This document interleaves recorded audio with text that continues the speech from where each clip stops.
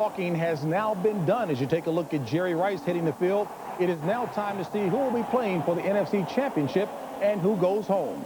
The answer is coming up. Enjoy the game. The San Francisco 49ers march to the beat of a virtually unbeatable drummer throughout the NFL's regular season. Showcasing the league's most star-studded cast, they went about their business with stunning efficiency, providing moments of sheer electricity and shattering records with legendary grace. Their performance is exceeded only by the pressure of knowing that anything short of a Super Bowl championship would be a bitter disappointment. Now they begin that journey as the Goliath among teams, ready and eager to slay whatever Davids come along. The first challenge comes from a David named Wanstead and his unheralded group of Chicago Bears. In stark contrast, a team without stars, often out-talented but rarely outworked. Free from the burden of expectations, Chicago draws its strength not from the flash, but from the fundamentals. A hard-nosed defense and the wily leadership of a cast-off quarterback. Last week, they dismantled the favored Vikings. But that was then, and this is San Francisco.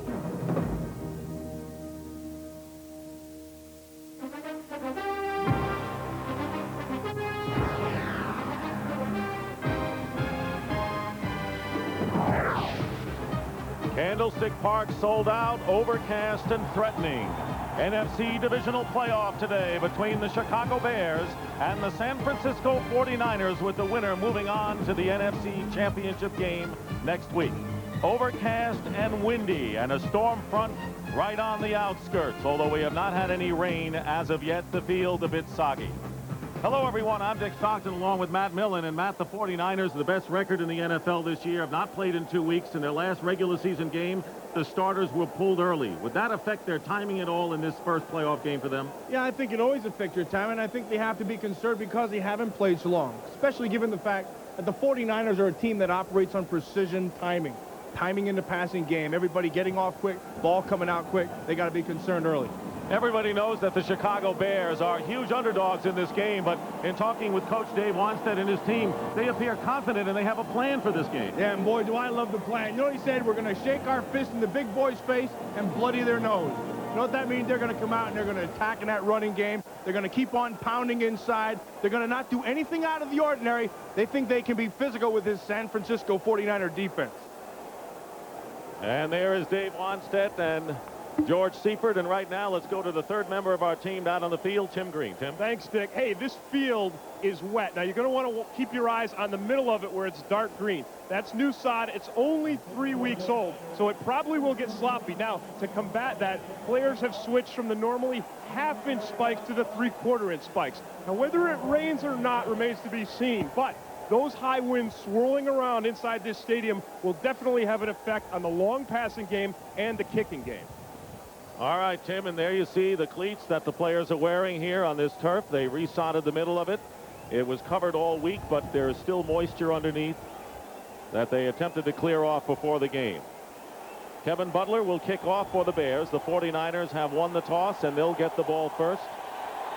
George Seifert, winningest active coach in the National Football League and undefeated in divisional playoffs. Back deep for the 49ers is Dexter Carter, their normal return man, and with him is Derek Lovell, so no Deion Sanders yet.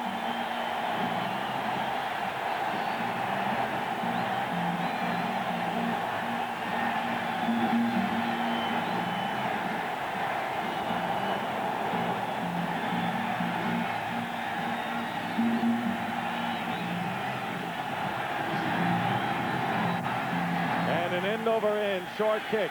And it'll be returned by Dexter Carter, and the Bears taking the cue from Dave Wanstead with a hard hit at the 25-yard line. That was Ron Cox. A 10-yard return by Dexter Carter. Steve Young getting all the honors he deserves this year. MVP for the second time in his career, and a load of team records. And the 49ers, with their offensive line of Wallace, Sapolo, Oates, Deese, and Harris Barton. Look at these weapons. Ricky Waters and William Floyd in the backfield. John Taylor and Jerry Rice, the receivers, and Brent Jones, the tight end. Waters in motion as the Niners start from the 25.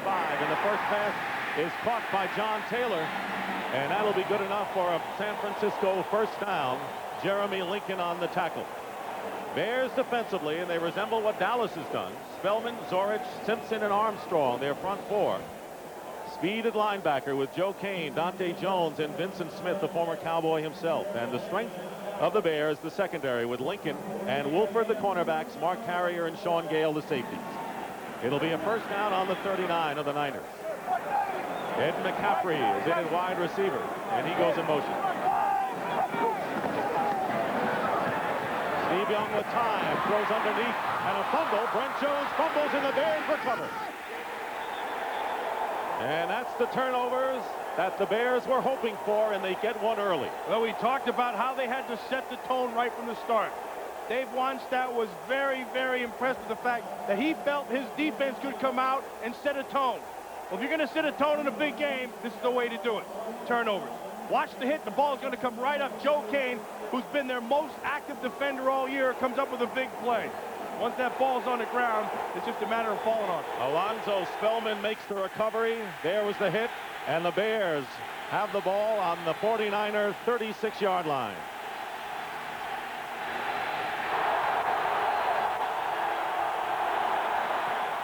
Walsh will throw on first down, and he completes it to Ryan Wetnight, the tight end, and he's close to a first down. So Steve Walsh, who is now 9-3 as a starting quarterback for the Bears, was not their starter when the year began.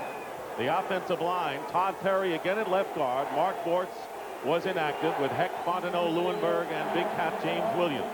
Lewis Tillman and Raymond Harris in the backfield. Curtis Conway and Jeff Graham are the receivers, and Marv Cook the tight end. And those names don't jump out at you like a lot of the 49ers offensive players do. They're going to measure here. And they don't have all the great names, but I got to be honest with you. Of all the teams I've watched this year, the Chicago Football Bears play the best team defense and offense that I've watched. And I think that's Dave Wannstedt's coaching. Short of the first down by about a foot. Well, I'm really impressed with Dave Wannstedt. I think the greatest asset he has is he's very realistic. I mean, he'll sell it to the team in a manner in which it's believable, and then you just go out and get the job done.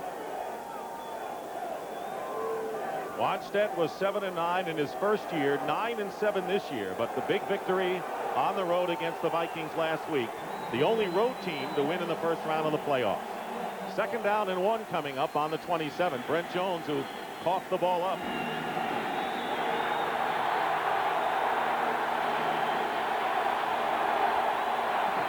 Raymond Harris, the lone running back, dives forward for the first down.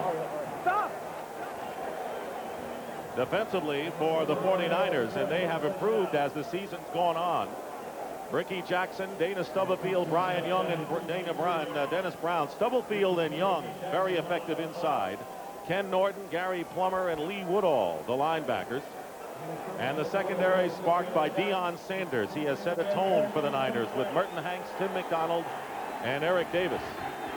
First and 10 on the 23. And there's Deion Sanders, who's out there watching Graham.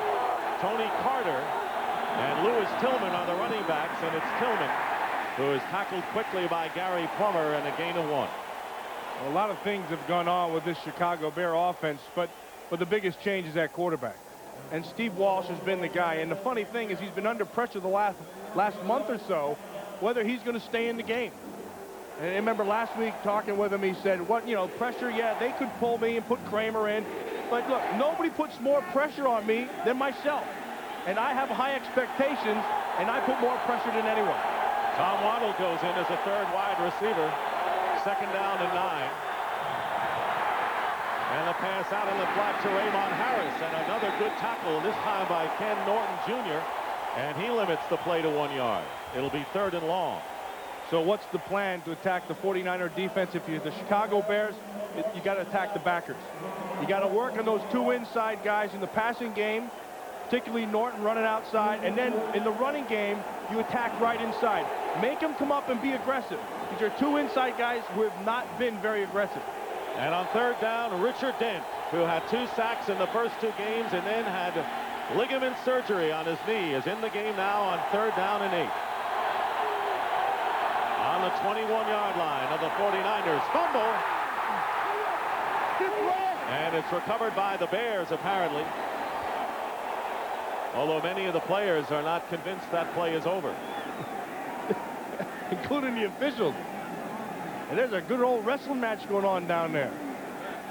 Richard Dent is claiming that the Niners recovered, but the initial signal. Bears recover, and it's 4th down. Just comes up out of the snap, and he just never gets his hands on it. He probably pulled out a little fast. And watch the wrestling match going on at the bottom. That's Dent on top of Walsh. So Kevin Butler will try a 39-yard field goal. Chris Gardocki is the holder. Try to give the Bears an early lead.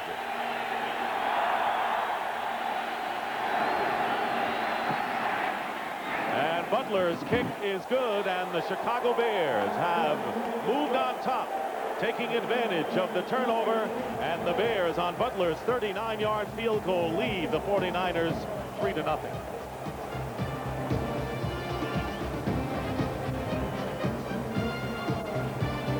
Playoff is brought to you by Honda, who invites you to test drive the new Odyssey, the Honda of minivans. By the American Express card, don't leave home without it. By Merrill Lynch, for our clients, the difference is planning, the difference is Merrill Lynch. And by Enterprise Rent-A-Car. Pick Enterprise, we'll pick you up. Chicago Bears have scored on their first drive for the first time since week 1 of this season. A field goal by Kevin Butler, and he's kicking off. And this time it's a low kick. And it's fielded by Adam Walker.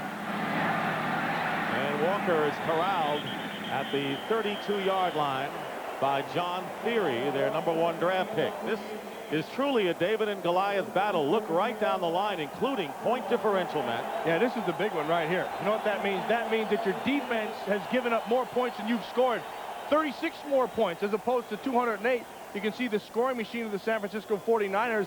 And even with that, it's amazing that they won their 9 games. 9 Pro Bowl players for San Francisco, none for Chicago.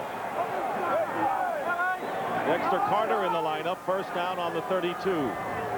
Passing offense for the Niners. Young steps up, pumps once, takes off. And he's tackled after a gain of about 6 or 7. Chris Zorich making the tackle, and that's one of the things the Bears have to look out for today, Young's ability to run. Well, they want to try to keep him inside. They don't want him to get outside. If he's going to run, that's fine. And if he does run, then we want to pound him. That's what Dave Wannstedt told us last night. If the guy's going to turn into a running back, we'll treat him like one. And the way the Bears are hitting, that won't be good for Steve Young. 2nd and 3. Here's a handoff to Ricky Waters in his first carry of the game. And Waters will have a first down. Dante Jones making the stop and a pickup of 5. That's the typical 49er running game. They try to get to the edges, get to the outside. You can see they're just going to pull us outside, and they're going to just get right up on top. Sapolo coming around. He'll get a block right there, turn it back inside, and then get Dante Jones to scrape down the line, but not after he gets the first down. Told you it's been a dry day so far, but now it is starting to rain somewhat. Tony Wise, the offensive line coach of the Bears. No.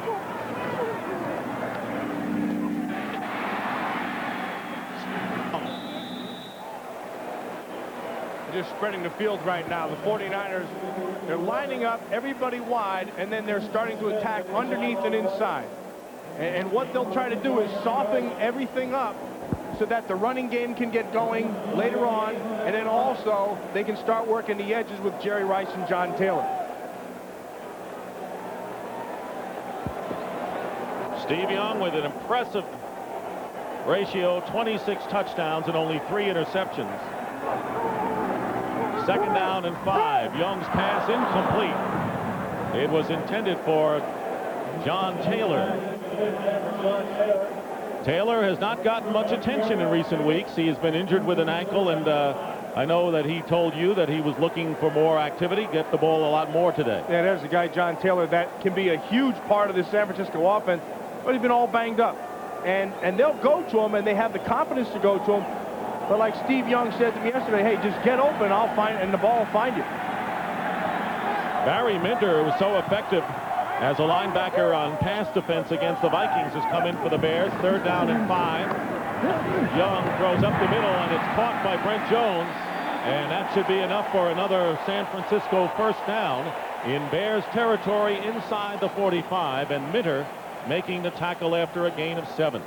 Well, when you play this San Francisco team, the one thing you always have to be aware of is that they're going to get 1st downs. And they're going to score, and they're going to make a lot of catches.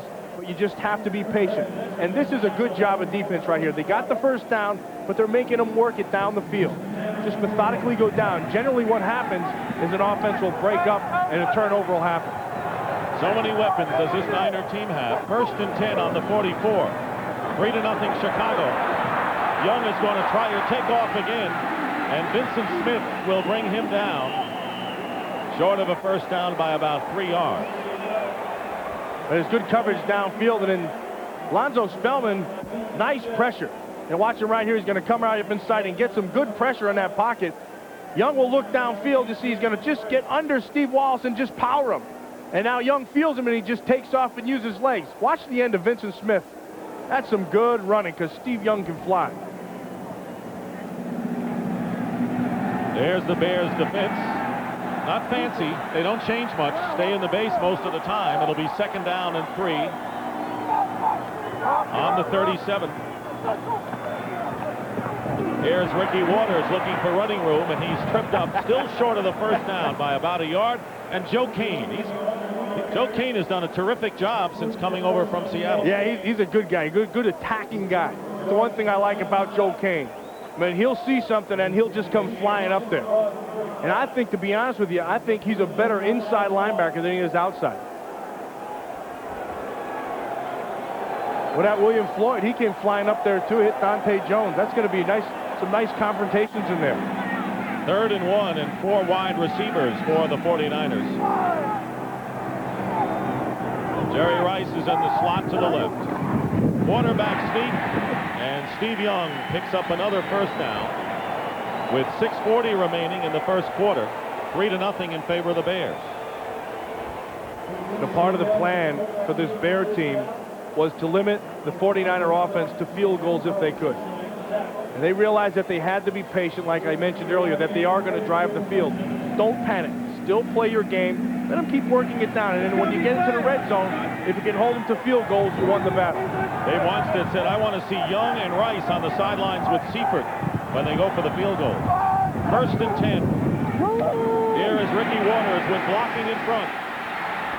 And Waters picks up a 1st down again. What a great job by Jerry Rice. Jerry Rice lined up outside, come back into crackback, and made that whole thing happen. Watch Rice work back down inside, and then his job is first guy to show. You see, that's Vincent Smith, the outside backer. You're taking maybe the greatest receiver in the game, catching the ball and running, and you're asking him to block 240-pound linebackers.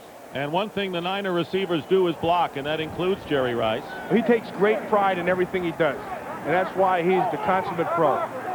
Jeremy Lincoln is defending Rice to the left. 1st down on the 21-yard line. Here is Waters. And Jerry Rice again. Unbelievable. Has to the one side, comes back to the other side, goes right back inside and goes and take the DB out. Just gives enough of a bump to allow Waters to get the corner. Look, he's got Sean Gale.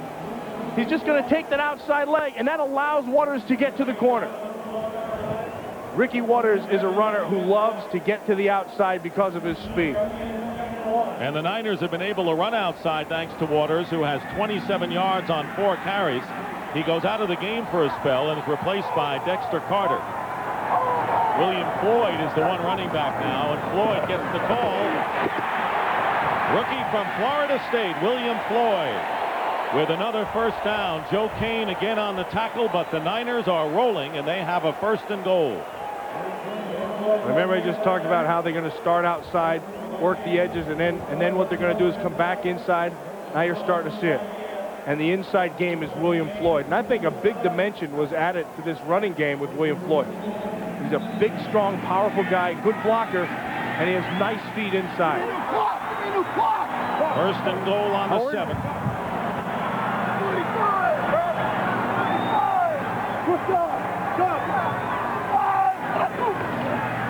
Here's Waters to the 2-yard line, and it appears as if the 49ers got a wake-up call with that turnover and field goal by Kevin Butler.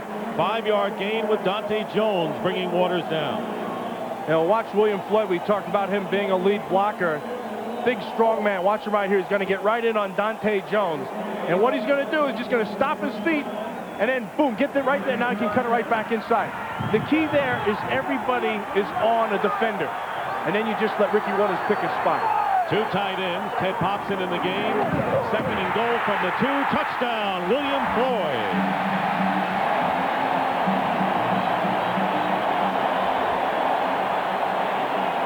That didn't take the 49ers long to get back on top. But you know what the most impressive thing about it is they asked the guys like Jerry Rice to do the blocking. And then they asked a guy who's a big fullback, running back, to carry the ball for the power game.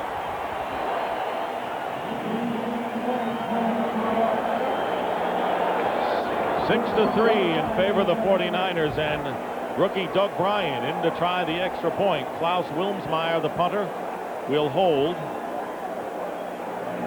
How would you like to have 60 point-after touchdowns? That's what Bryan has with all the touchdowns this year for the Niners. And the kick is good. 49ers with an impressive drive capped by William Floyd's 2-yard run, and the 49ers lead the Bears now 7-3.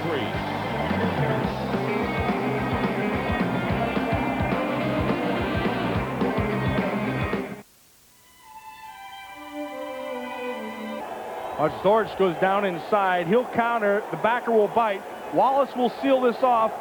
Spellman goes around the block, and that puts Jeremy Lincoln right on an island.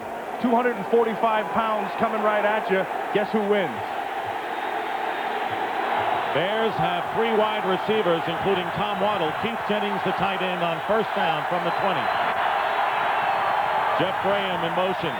And here is Raymond Harris, who scored a 29-yard touchdown run against the Vikings.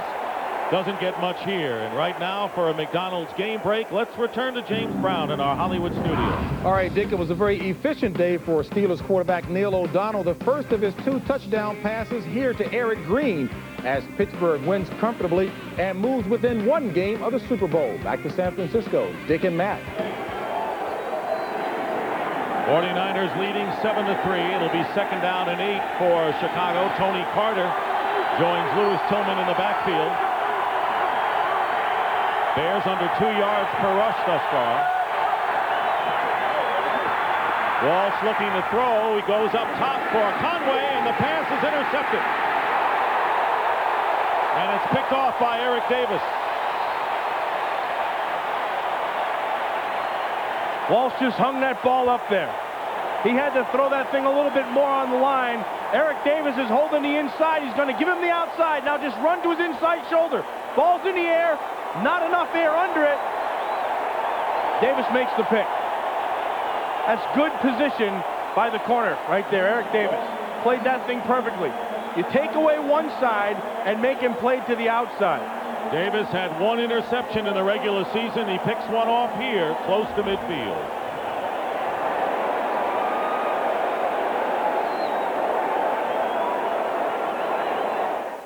Never had things exactly my way. My childhood, my parents planned that. Then came the kids and the house. Retirement? I'll call it freedom. To be that kid that still wants to play. But I have to make sure the money will last. Take control of your future. A plan from Merrill Lynch can show you how. And a Merrill Lynch financial consultant has more ways to make the plan work for you than anyone else. The difference is planning. The difference is Merrill Lynch. Enterprise, your hometown rent-a-car hero, brings you today's hometown hero. For years, he caught touchdowns for the Vikings, but in 1994, this former Michigan Wolverine became a Detroit Lion. Who is this hometown hero?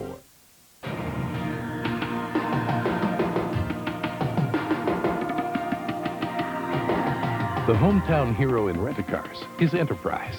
We put more offices in your hometown than anyone else, so we're always in your neighborhood. And Enterprise is happy to pick you up. Then we take you back to our place, and you're on your way. Call your hometown rent-a-car company. Call Enterprise. Anthony Carter was a 3-time All-American at the University of Michigan.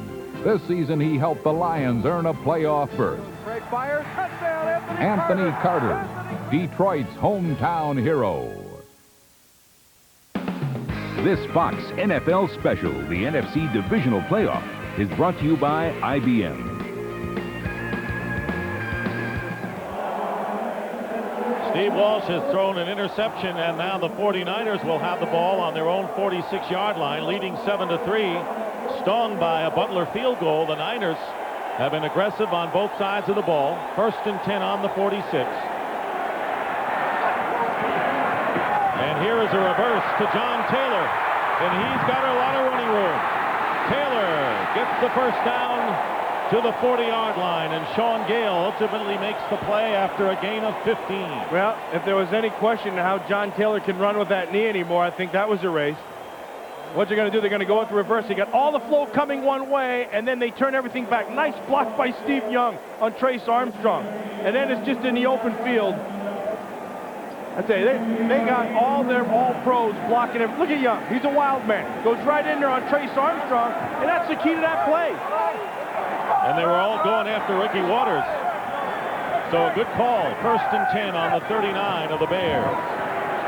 Young pumps once, fires, and it's caught by Taylor inside the 25. They're making John Taylor feel pretty good in this first quarter. Donnell Wilford on the stop. Steve Wallace lost his shell. He lost his head again. Hey, Bronco Hinnick, the equipment guy, goes out there. Look, they're giving it to linemen now. Now he's putting it on backwards, I think. No. What does Seifert say? That thing weighs a ton on his head. I don't know how he can wear that. Look at that thing. It's the great kazoo. 15-yard gain, 1st down on the Chicago 24. Must have been a good head slap that took that thing off. Total yards right now, no contest. Inside handoff to Floyd. And Zorich gets to him first. And did you see Steve Wallace? Steve Wallace just took his great kazoo helmet and buried somebody on that side. I think it was Joe Kane. Heck, watch him pull around, and he got all 290 pounds coming around, and there's going to be a nice burial right over here. They should have a rights, read the last rights. Watch this, boom. And he just, that's a thing of beauty if you're an offensive lineman. 2nd down and 8. There's Wallace with the shell. Young's pass underneath, and it's Jerry Rice with his first catch. Bears claiming he had possession and lost it, but the play was blown dead. A 6-yard pickup, and Zorich slowly getting up. Dante Jones made the hit on Rice. Well, right now, what the 49ers have done very, very well is pass block. There's no pressure going on for Steve Young. And he can just take his time. He's looking downfield, and then he can go to his underneath stuff. And if this team, remember, the ground can't cause the fumble. But if this team has time, they're going to pick them apart. They'll abuse it. Boy, that could have been a fumble right there. And that'll do it. That is the end of the first quarter. And the Candlestick crowd loves what they've seen so far. The score, the 49ers 7, the Bears 3. The 3. Holy smokes. Big edge for the 49ers from time of possession all the way down the line. But the turnover by the Niners allowed the Bears to get their points. 3rd down and 2 on the 16. And a flag down and an extra push. Albert Fontenot, who has replaced Carl Simpson at defensive tackle, pushed Young, and the crowd not appreciative of that. And the first penalty of the game. Howard Rowe is our referee. Encroachment, number 96 defense. Contact prior to the snap. 5-yard penalty, 1st down. Bears were the least penalized team in the NFL this year. Only 6 penalties last week in their victory over the Vikings, but they're called for the first one here. And it'll be 1st and 10 on the 11th.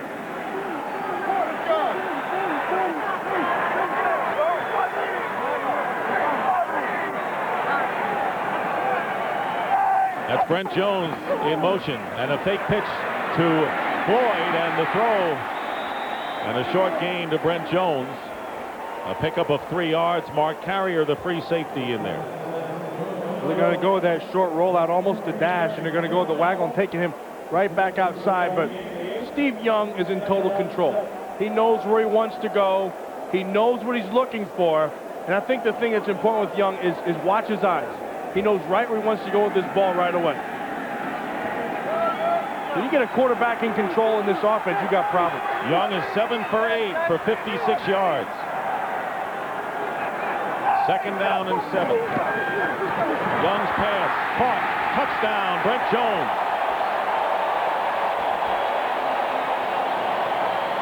And right now, Matt, it looks like the worst thing the Bears ever did was get ahead on the field goal, because the 49ers have played like an angry team since. Yeah, they stepped on their foot. Shouldn't have done it. Should have brought him flowers instead. Watch Jones come back in motion inside. And then all this is Steve Young. This is Steve Young finding it quick. Now, you're playing a zone down there, and the zones end up being pretty tight, so the ball's got to come quick.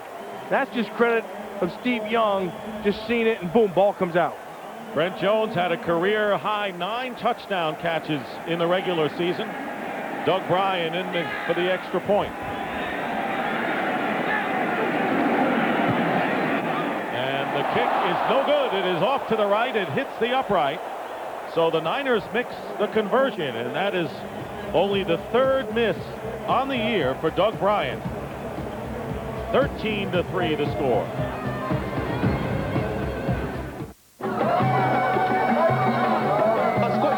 Special, the NFC Divisional Playoff is brought to you by 1-800-COLLECT, the way to save on collect calls.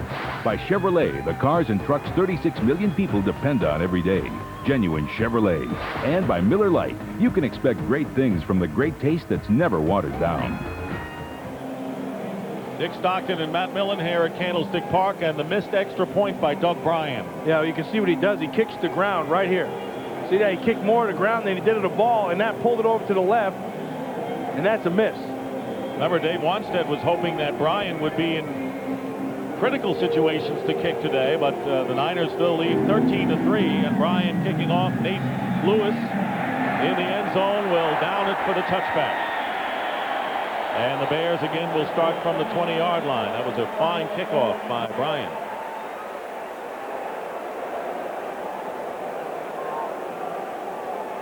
Steve Walsh, and talking to Dave Wanstead last night, Matt, he said, as I have had for the last 5 weeks, I would not hesitate to go to Eric Kramer if we needed to go that way. Yeah, and then that time is not now. Right now, Steve Walsh just needs to get some rhythm in that offense. They need to get some confidence, and being down by 10 points, it kind of takes them out of what they wanted to do. They can't really bloody the nose like they wanted to. First down on the 20. Raymond Harris is the lone running back. Harris, not much. Bears will have a long haul if they don't establish any kind of attack on the ground. Brian Young that time. Well, talking to the defensive coordinator, Ray Rhodes, of the 49ers, he knows they want to run. So why don't you look how tight these backers are right here. They're not going to let them get any steam going. See, Ken Norton just sidesteps and takes up inside. They need the inside 4, Bryant Young, Dana Stubblefield, Plummer, and Norton to be physical, and they need them to step up tight. Young, #1 pick this year from Notre Dame. Stubblefield, #1 last year out of Kansas. They're tough. 2nd and 9. Walsh on the screen pass to Harris, and Raymond Harris will pick up the Bears' first down. Ken Norton downfield on the play, and a gain of 10. Well, you talk about William Floyd on one side, Raymond Harris is another, and 2 really good young fullbacks. Raymond Harris is kind of more of a halfback more than a fullback. He's got the speed. He still has to learn how to block. That's the part of the game that has to get better. But a tough guy, has great hands out of the backfield, and a good cutback runner. He called the ultra back, and that goes back to his days at Ohio State, where he does everything from different positions. Block, catch, and run. First down on the 32. Wet Knight lining up in the backfield, and here's Harris, and he runs right into Ken Norton, and a pickup of 4 yards. Now to go back to what they wanted to do, attacking the inside. They want to get Raymond Harris on those backers. The Bears like their chances.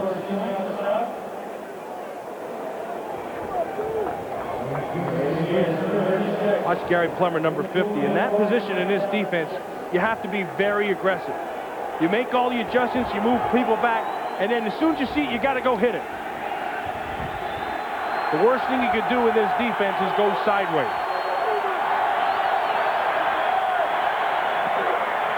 Second and 6, Walsh's pass. He was going for Jennings, who did not turn around, and he was defended by Lee Woodall. Now you wonder where Jeff Graham has been all day. Well, he's been covered by Deion Sanders. Speaking to Walsh last night, he said, look, I'm not stupid. I'm not going to throw the ball on that side. The guy makes too many plays. They want no part of Deion Sanders. Could be a lonely day for prime time. I think at least you gotta test the guy. You gotta see what he's about. At least try to make him be physical with him. And maybe make him make a tackle, which he doesn't always like to do. I don't think not always. I don't think he likes to do it all. Third down and 6. Robert Green, number 22, lines up in the backfield. Walsh dumps it off to Green. Green fights his way and has the first down. Well, they're chipping away, and that's been the Bears' style offensively all year, a 7-yard gain. That's a great job of the offensive line of the Bears, giving them time. And watch everybody inside from Big Cat. They're going to come with a blitz inside, then they drop off the outside backer, and a lot of time to find people downfield, and then, of course, he hits Green. What they like to do with Robert Green is clear everybody out in front of him and just give him an opportunity and some room to run the ball. This is a patient Bears offense, and they will run the ball even when the score shows they're down by 10. That's Dave Wanstead's philosophy, and it's worked for him. First down on the 43, fake end around, and the pass. Not sure who that was intended for. Big Cat Williams was the closest man to it. Maybe Lewis Tillman. And I got the pressure from Woodall, so he decided that the 40-yard line was the most open guy. Hit him perfectly.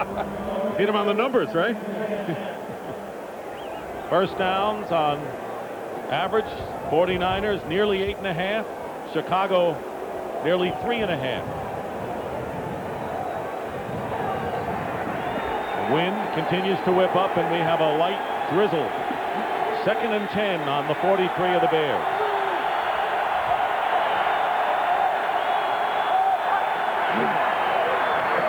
Walsh up the middle, tipped and caught by Wetnight. Taken out of his hands, but that play is blown dead. And they're calling it incomplete. That's right. Wetnight did not have control of the ball. Merton Hanks tried to scamper with it, as he's had several times this year.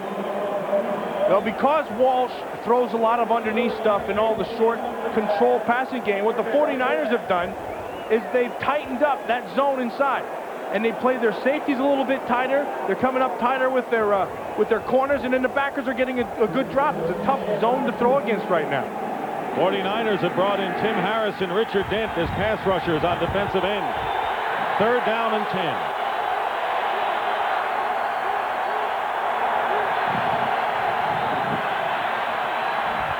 Walsh steps up, flag down, and the pass is caught by Tony Carter out of the backfield, but there's a flag down.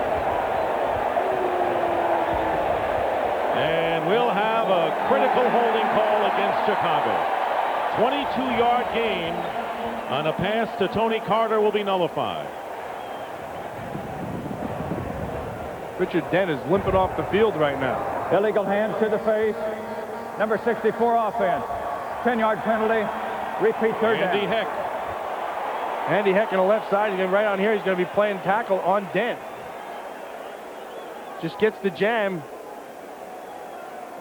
That's pathetic if that's a call. And you see right at the end, you see Dent's knee pop back inside, and then he limped off the field and asked for some help. Remember, he had surgery for torn knee ligaments. He's the Bears' all-time leading sack leader, and he's replaced by Ricky Jackson. Third down and 20 for the Bears.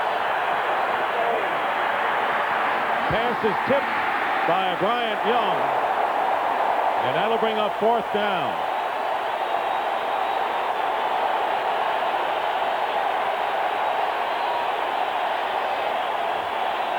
Well, he's going to get some pressure off the corner from Tim Harris.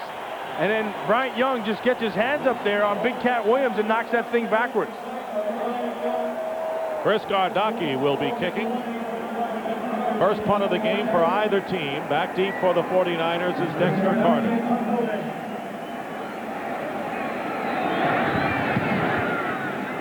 Carter should get a return, runs up and is hit by Mo Douglas. How many better special teams players are there in the league than Maurice Douglas?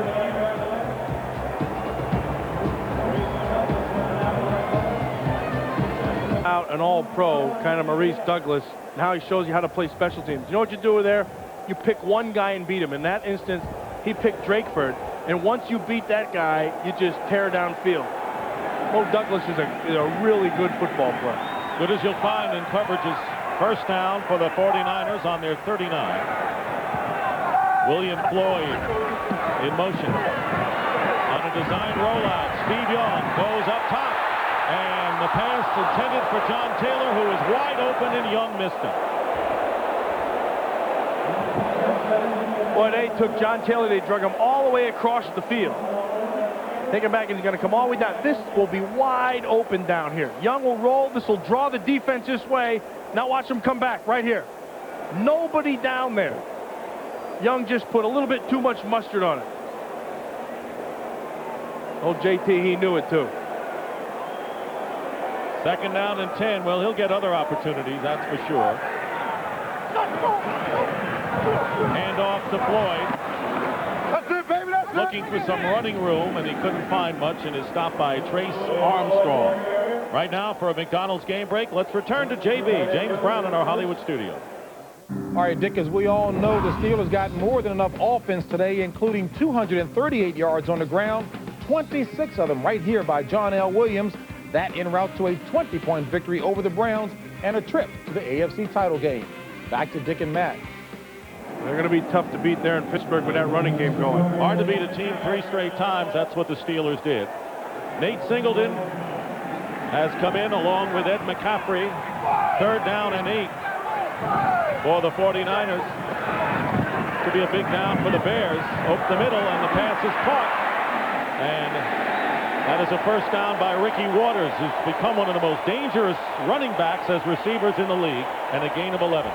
Well, it all starts up front with that offensive line. You got to give Young some time to find people down below. And a nice job. Watch Harris Barton working on Trace Armstrong. Take him, work him back upfield. They allow Young to step up in the pocket. And if he can do that and look the field over, they'll get first down after first down. Barry Minter making the tackle. So the Niners are in Bears territory. First down. Birding a big third down play. Young's pass swings it out to Waters. And he picks up a couple. That's all Joe Kane was defending out there. You see the decision of Young right at the end. He was looking for John Taylor in the slot the whole time. And he started his throwing motion, and then he saw the corner drive it, and then he just continued it right out to the flat. I mean, when he does that, he reminds me of Montana. That's exactly what Montana used to do. He's trying to make people forget. They never will here in the Bay Area, but Steve Young kind of got that monkey off his back. But, of course, still looking for that Super Bowl championship.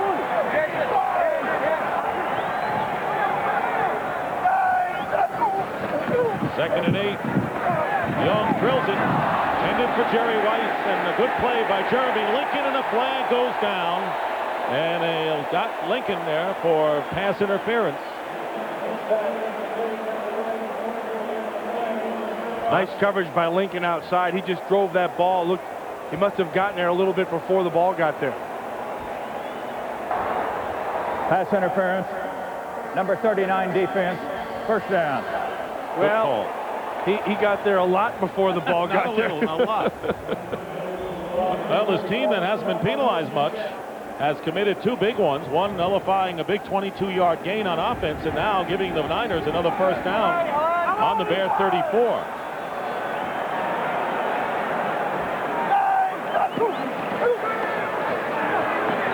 Young will run.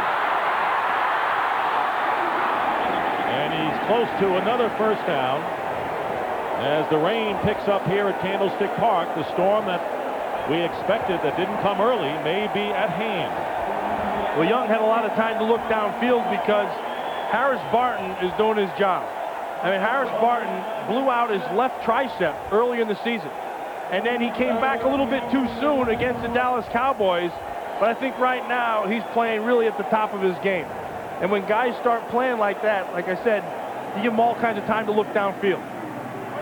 Steve Young ran for 60 yards against the Dallas Cowboys, his best effort. Second down and 1 and a first down. William Floyd. The rain has increased, and now we have a heavy rain here at Candlestick Park. That's what this area has had all week. Earlier today, the sun came out, clear skies, but now the storms are back.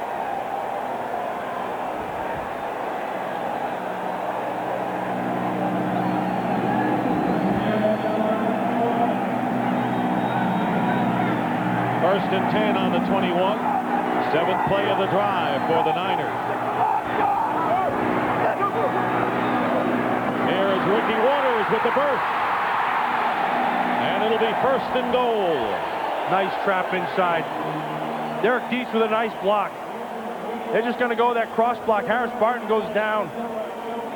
Young comes to the line of scrimmage, and he sees exactly what he wants for this trap.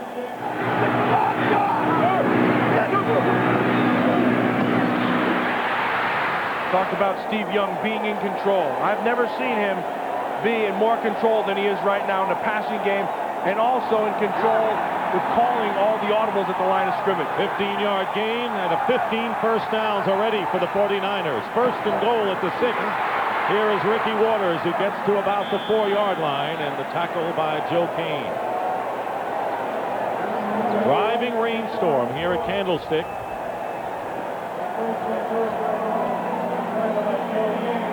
Remember 2 years ago, when they had all these rains in the divisional playoff game, and it tore the field up. And then when it came for time for the championship game, the field was a mess. They brought George Toma in, and they had to resod the field. Well, this year they thought if that happened, what they'd do is they'd have the sod ready to go, and now they have the sod sitting here in case the field does get bad. Second down and goal from the 4. The handoff. William Floyd's going to get over for a touchdown. Second touchdown of the game for William Floyd. And with 6:04 remaining in the first half, the 49ers have scored 19 unanswered points. And that was all William Floyd. This is just pure power. Make something happen by yourself. He gets stopped at the point.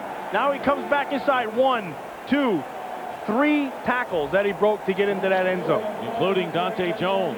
So Doug Bryan will attempt the extra point. He's an emotional guy and is not afraid to admit it. He couldn't wait to spike that thing. He and Deion Sanders have helped change the personality of this 49er team. Forget the personality.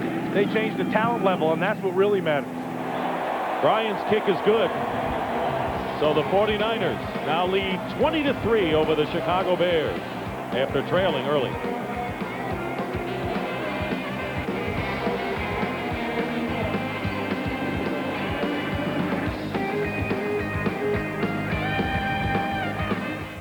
Ten minutes? Perfect. I'll see you then. Bye-bye. Like clockwork. Ah, the bubbly. Thank you, buddy. Hey, your door is up. Have a nice day. No. Locksmith. 9 minutes. I have a big day. Taxi! Close.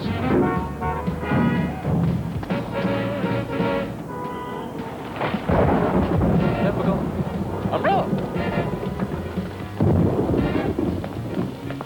I got a date in 4.5 minutes.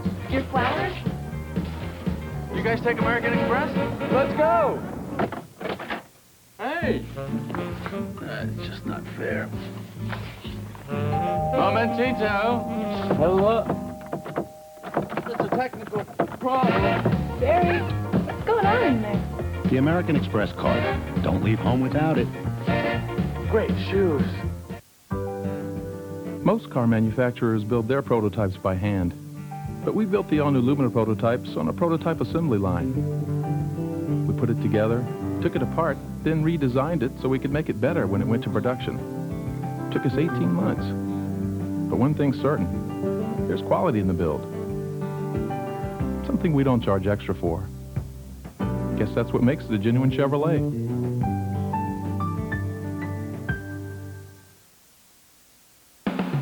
This Fox NFL special, the NFC Divisional Playoff, is brought to you by IBM.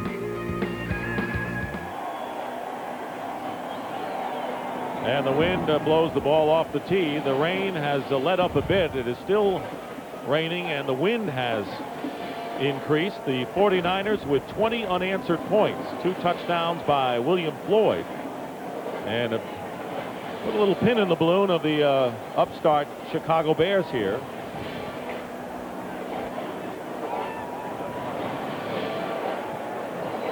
Now Dana Hall is going to hold for Bryant.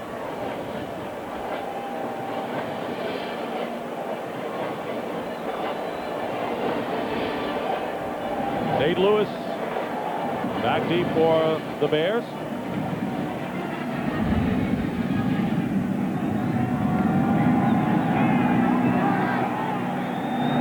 And Lewis will return from the 6-yard line. Following his blockers, St. Louis with a fine bit of running brings it out close to the 40-yard line. Well, today's Aflac trivia question is, before this year's Chicago Bears, what was the last team to make the playoffs without a Pro Bowl player? Now, that excludes the 1987 strike season when the Houston Oilers qualified with no Pro Bowlers. So, the last team to make the playoffs without a Pro Bowl player, and limping off the field now for the 49ers is number 53, Anthony Peterson. Good special teams performer. Rookie from Notre Dame. Bears with a first down from the 39. Out of the I formation. Steve Walsh's pass dropped by Keith Jennings, who caught a TD pass last week. Have Bryant Young back inside, working the pressure. Bryant Young has made a big difference on this team. I mean, before, what they had was they had to move a lot inside. And they had to have their tackles with a lot of movement. But because Bryant Young, 280 pounds, can get in there, throw that anchor down, plus you can still rush inside, they've really improved in their defense. 2nd and 10.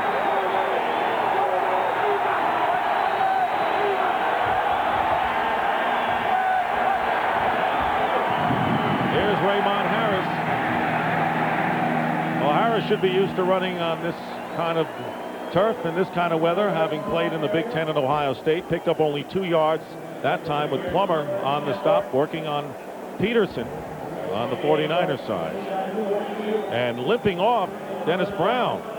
All kinds of guys limping off here. Then Peterson, now Dennis Brown. And Brown is replaced by Tim Harris.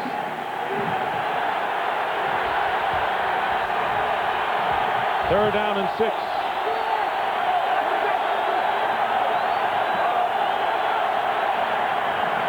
Flag is down, and the pass incomplete. It was intended for Tom Waddle.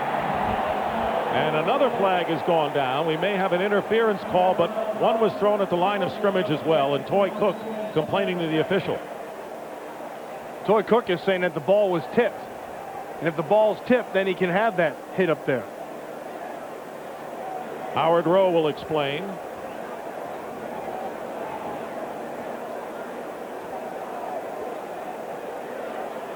San Francisco jumped, it looked like, up front. That at the very least should give him 3rd and 1. Ken Norton claiming that he got a piece of the ball.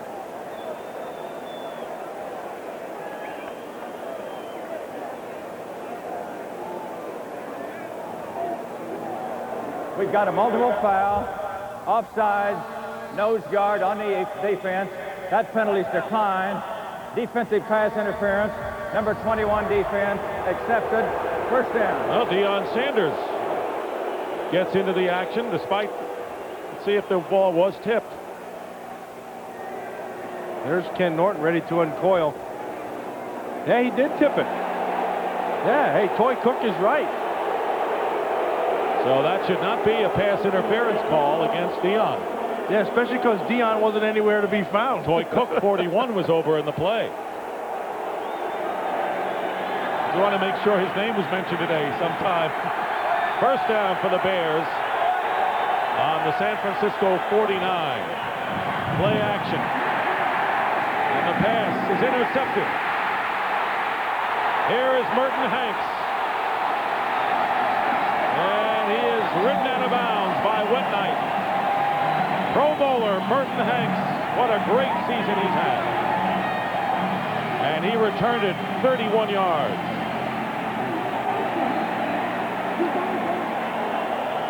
A lot of time for Walsh to find who he wants to find. They're just standing right down there in the zone. You see him right up here. He's just watching the whole time. He's watching here and here. And once he sees Walsh make his mind up, watch him break on the ball. He read that thing before Walsh had a chance to read it. Get back in zone coverage and get back there and watch everything that the quarterback is doing. You're at a distinct advantage. Hanks had 7 interceptions to lead the 49ers in the regular year. Pass was intended for Graham, but now the 49ers have a first down on the Bears 32, leading 20-3. Steve Young's pass is tipped at the line of scrimmage and intended for Brent Jones. That'll bring up second down with under 5 minutes remaining in the first half. So Steve Walsh has struggled. Bears have turned it over twice. 2 interceptions, one by Eric Davis, the one by Merton Hanks moments ago. And a 17-point lead by the 49ers. Eric Kramer. Still no indication that he would come in. 2nd and 10. Handoff and no gain. Ricky Waters. Nowhere to go. Well, that Vincent Smith saw that thing, and boy, did he fill that hole. And that's what I like about these outside backers.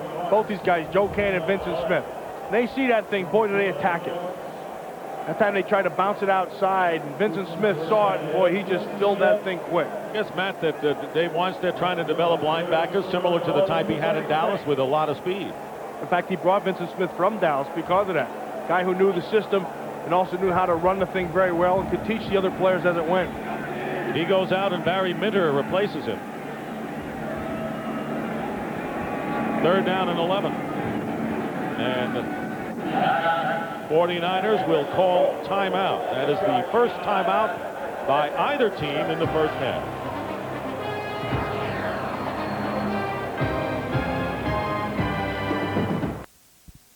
Feldman for putting the boom on him. Hey, that's what the Bears do. That's what Dave Wannstedt said they would do today.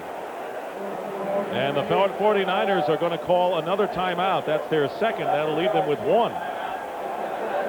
Watch right at the end. It looks like he's going to try to throw right there. See that? And then Spellman just runs right through him.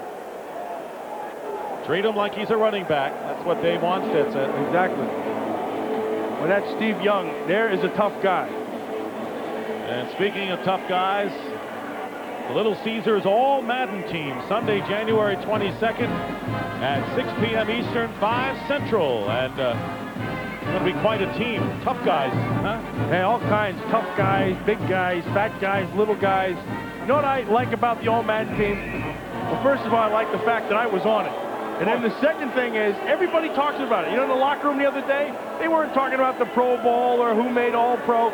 They were saying, I hope I made John's team. I got a big kick out of that.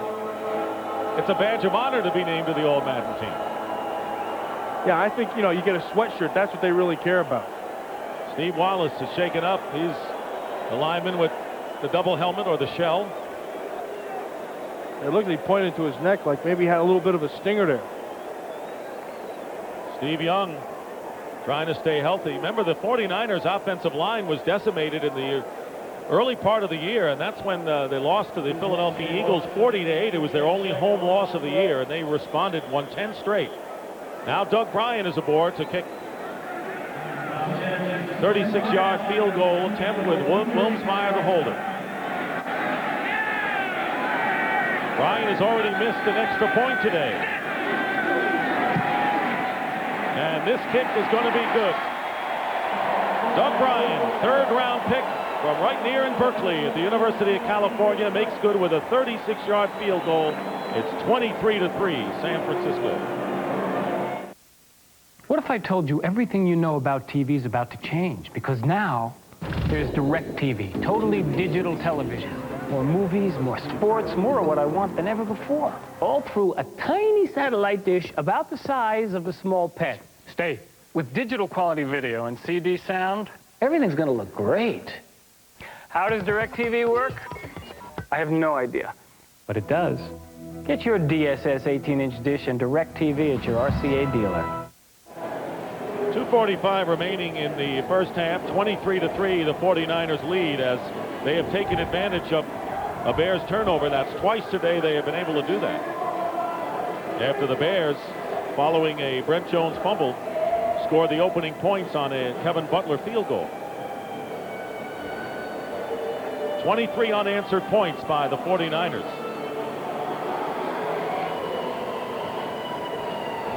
This is the way the scoring has gone. Butler put the Bears in front.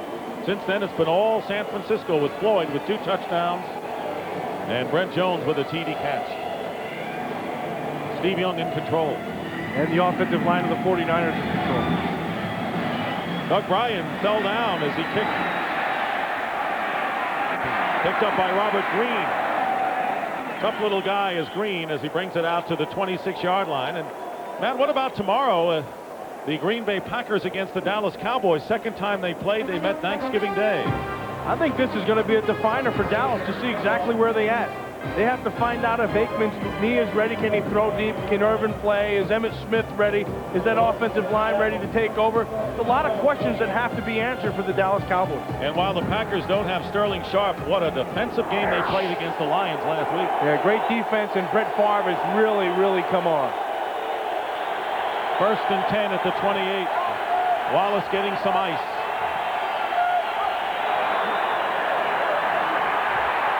Walsh, chased by Harris, is going to Conway, incomplete. Harris in for Dennis Brown at defensive end. Nowhere to throw that football. Great coverage by the 49ers.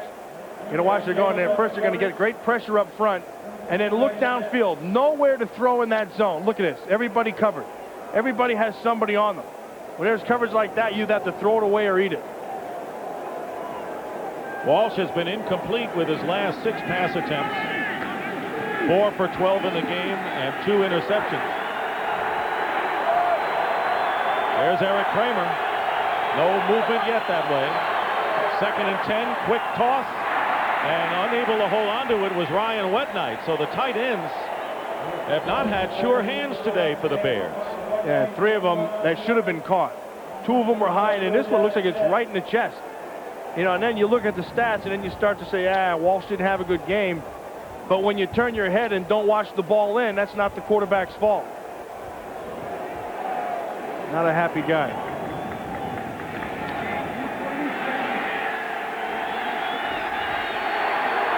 Third down and 10.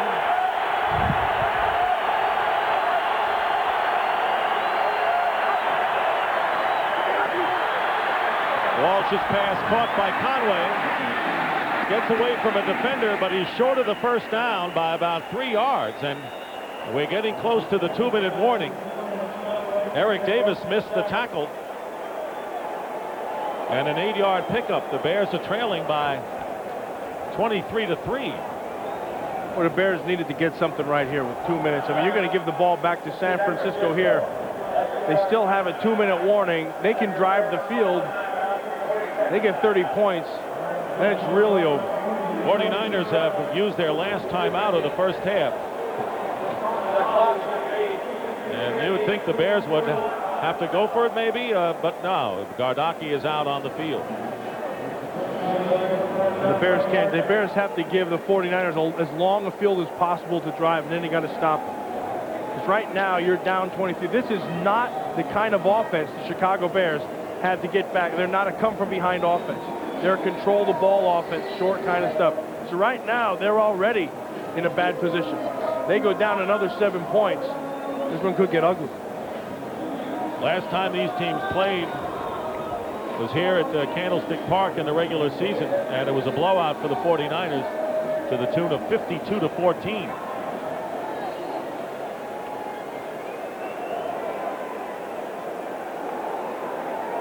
Chris Gardocki will kick it away, and Dexter Carter goes back deep for the 49ers. 2:15 remain in the first half. The 49ers are out of timeouts. That's a moot point, really.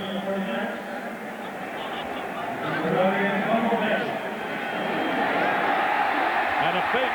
And he dropped it. Carter, and disaster has befallen on the Chicago Bears.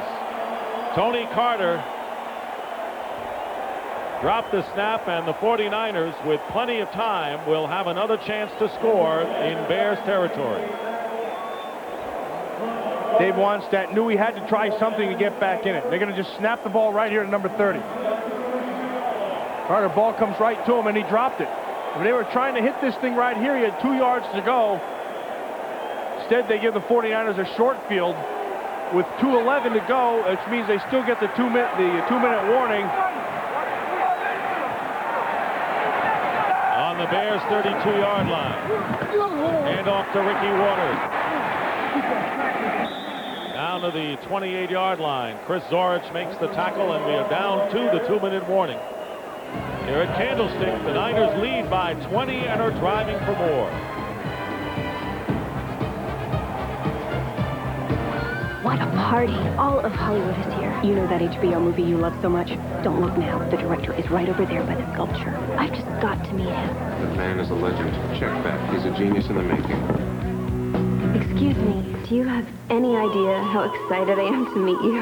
No. I loved your last film. It was so gutsy, intense. No one else makes movies like that. I can't believe I'm actually standing here talking to you. Neither can I. I have to tell you, that HBO movie really spoke to me.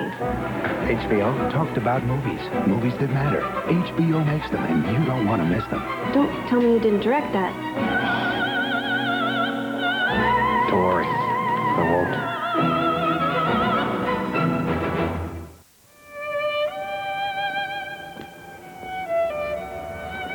Mon disque dur est plein. Oh.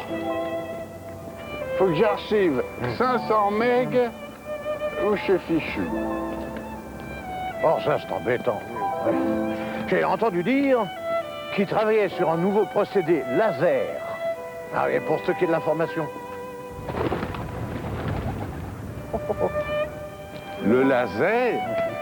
Et qui fait ça? Ah, IBM. Oui, IBM. Ils disent même qu'on pourra stocker 10 fois plus de données. C'est incroyable.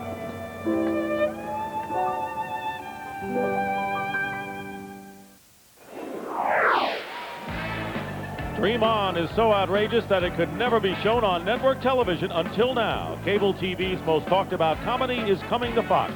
Check out the network series premiere of the award-winning Dream On tomorrow after Married with Children. It's all part of Fox's Funny Sunday. There's a bored guy. Nothing funny about... You know, I watch Deion Sanders play sometimes. Honestly, I think he gets bored. I think he gets out there, nobody challenges him, and he just kind of hangs off. You know what he said today? He says, I wish we didn't have any practice. I just want to show up for the games on Sunday. Right. 2nd down and 6 on the Bears' 28. Niners are out of timeout.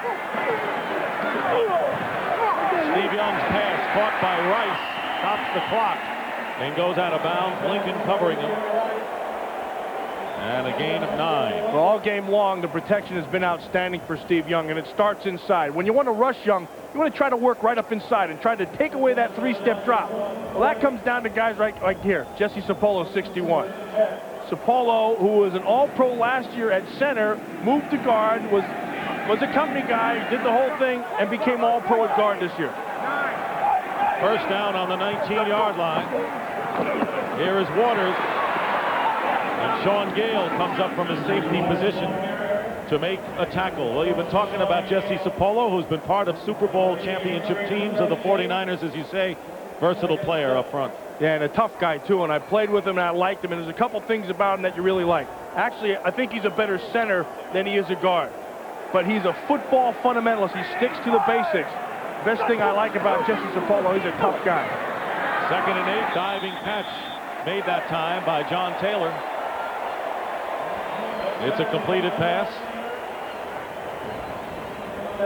He stays with the basics. He's always good fundamentally. And then we always call him the quiet man because you don't ever hear a thing about him. Nobody talks about him. He just keeps on going out there and plays week in, week out, play after play. Kind of like the old John Wayne character in The Quiet Man. You know, Matt, he had to fight back from a lot of big-time injuries early in his career. And he stayed with it, and he got better and better. 3 touchdowns and a field goal and 4 shots in the red zone. On 3rd down and 2, we may have an encroachment call against the Bears. First Zorich. That was a good job by Bart Oates if he got him. Zorich jumped, and as soon as you see the jump, you snap the ball real quick.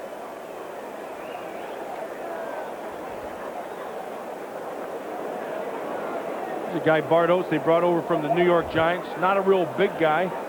Kind of light in the rear end, but with this offense, it's good because they don't really have to power people. They're always going sideways, and I think this offense suits Bart Oates pretty well. In fact, he made the Pro Bowl this year. Offside, defensive nose tackle, 5-yard penalty, first down. Yeah, watch Bart Oates, how he snaps the ball. You're going to see. Watch Zorich jump inside. Now, as soon as he sees that, see how Bart just snapped it right away? That's one of those lawyer moves that he learned when he was studying for the bar. Got to go to law school to learn that, huh? Steve Young is 13 of 18, which is one of the reasons why the 49ers this year have the best completion percentage in team history. Oates, a Pro Bowler, 1st and goal at the 6.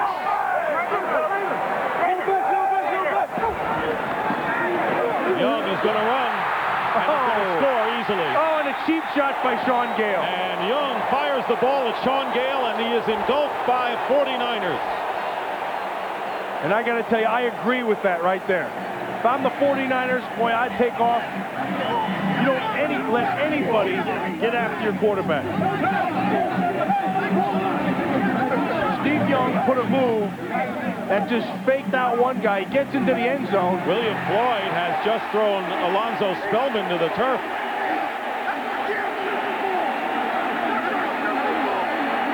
Boy, they're throwing flags and hats and beanbags, and they can't throw anymore else. They may throw people out. That might be the next step.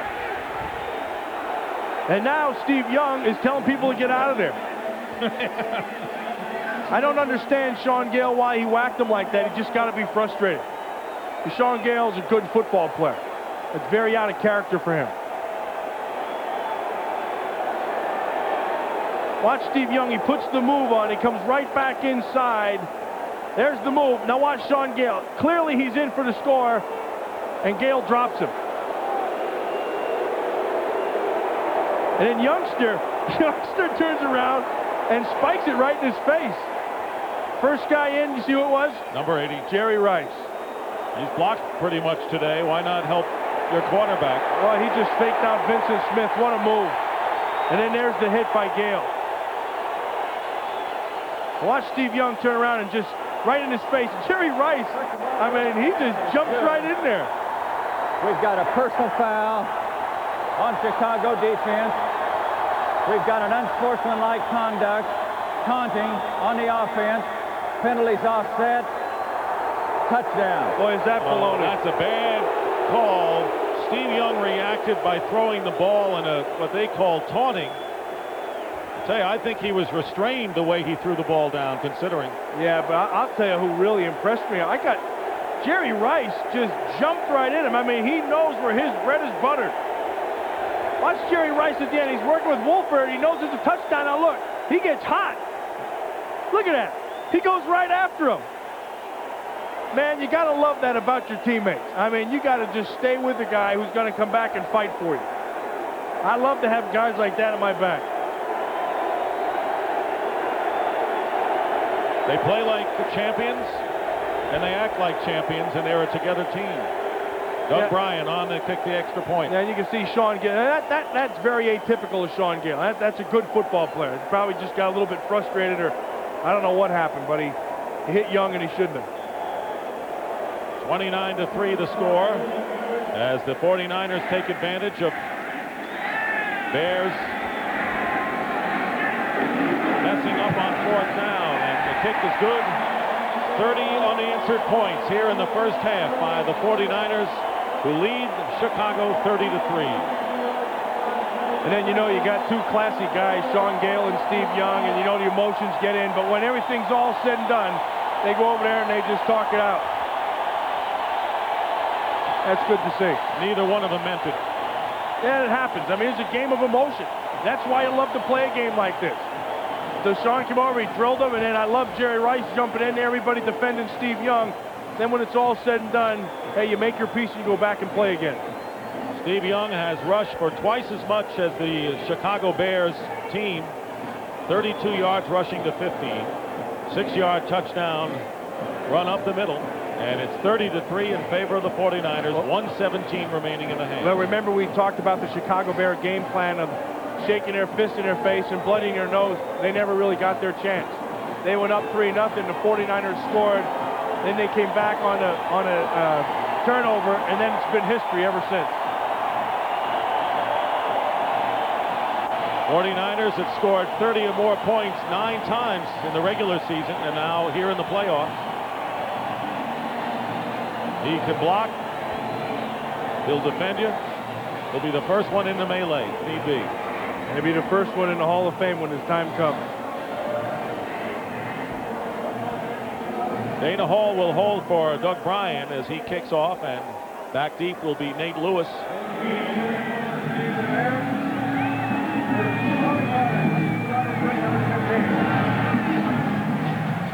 Nate Lewis to return for the Bears from the 9.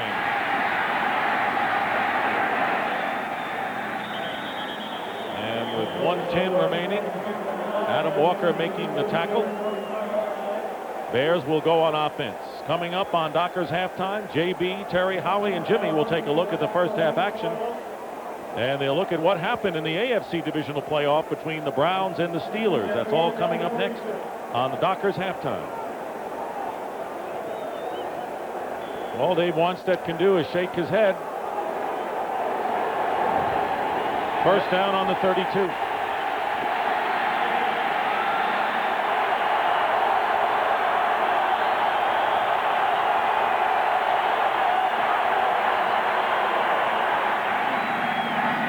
Pass thrown underneath to Ryan Wetnight. Toy Cook defending, and a pickup of only 2. Under a minute remaining in the half.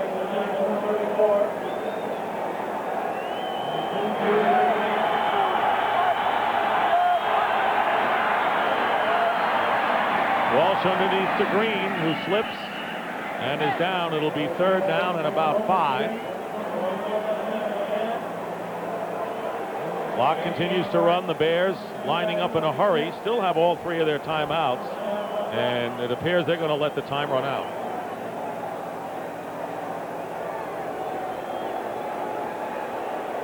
Maybe another play or 2.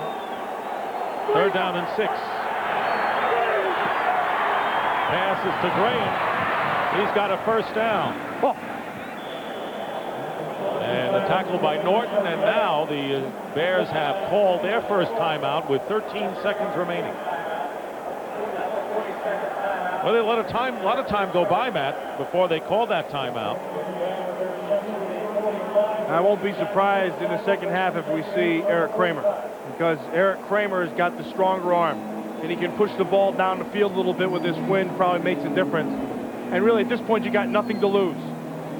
Kramer with the jacket on. Threw some warm-up tosses in the first half. You pointed out Walsh had many of his passes dropped in the first half.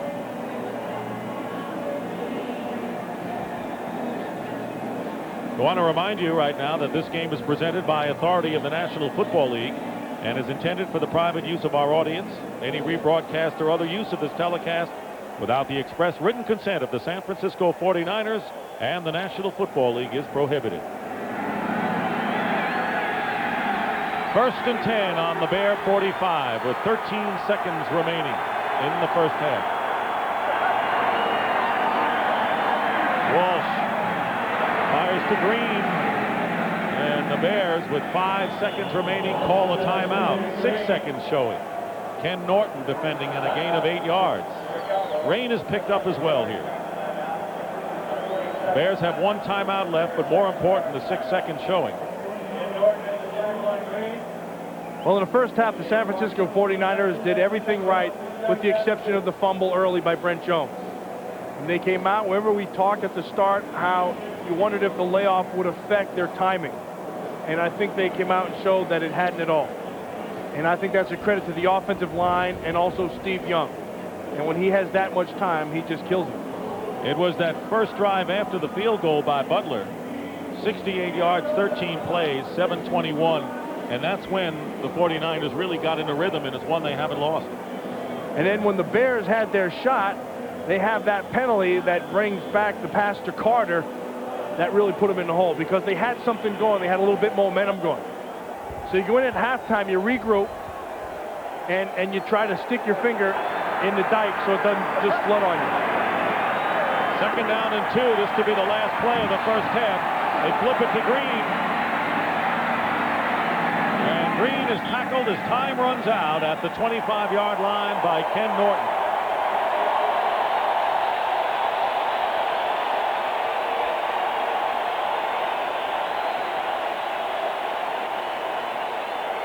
Few hard feelings as the clock runs down, and that's the end of the first half with the score, the 49ers 30, the Bears 3. Stay tuned for the Dockers halftime as Fox NFL Special continues after these messages from your local Fox station.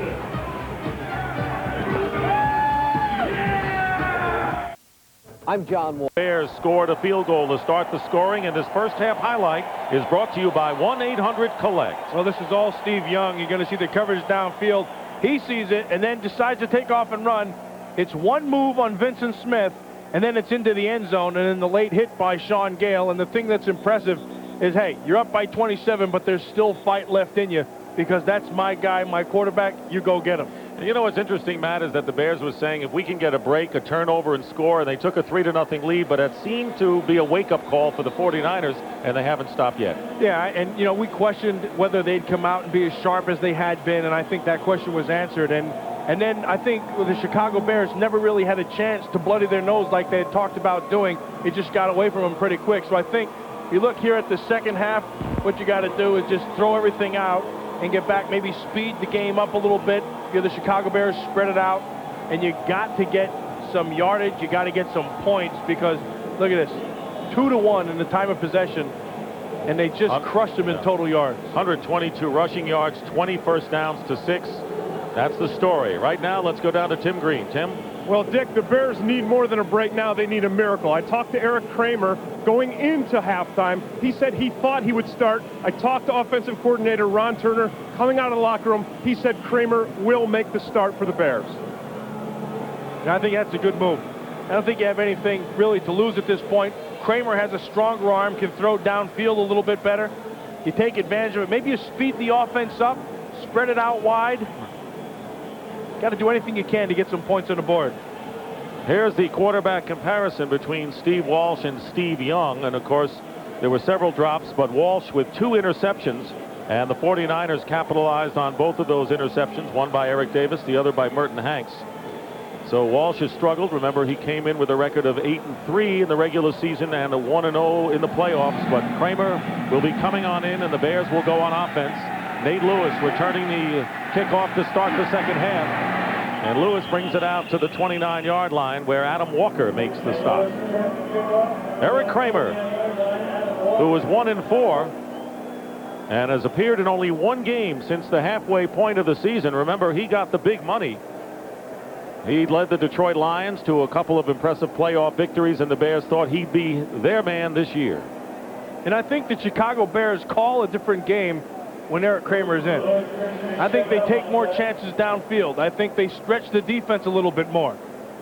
And I think what they may have to do is what they did at the end of the half. They spread everybody out and then just try to throw things underneath and then move it down the field. Nate Lewis limping a bit on the field, and Bears hopefully have not lost their top return man. Eric Kramer, as we said, has led the Lions in 3 previous playoff games, 5 touchdowns, 3 interceptions, and pretty impressive completion percentage of nearly 71%. But the Bears are in a 30-3 hole as Chicago starts from their 29. Give is to Tillman.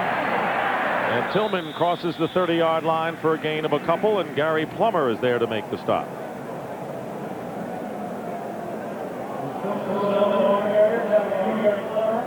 George Seifert undefeated 4-0 in divisional playoff games, looking to get to the NFC Championship game for the 5th time in his 6-year coaching career. Deion Sanders has been a lonely man out there today, Matt. 2nd and 8.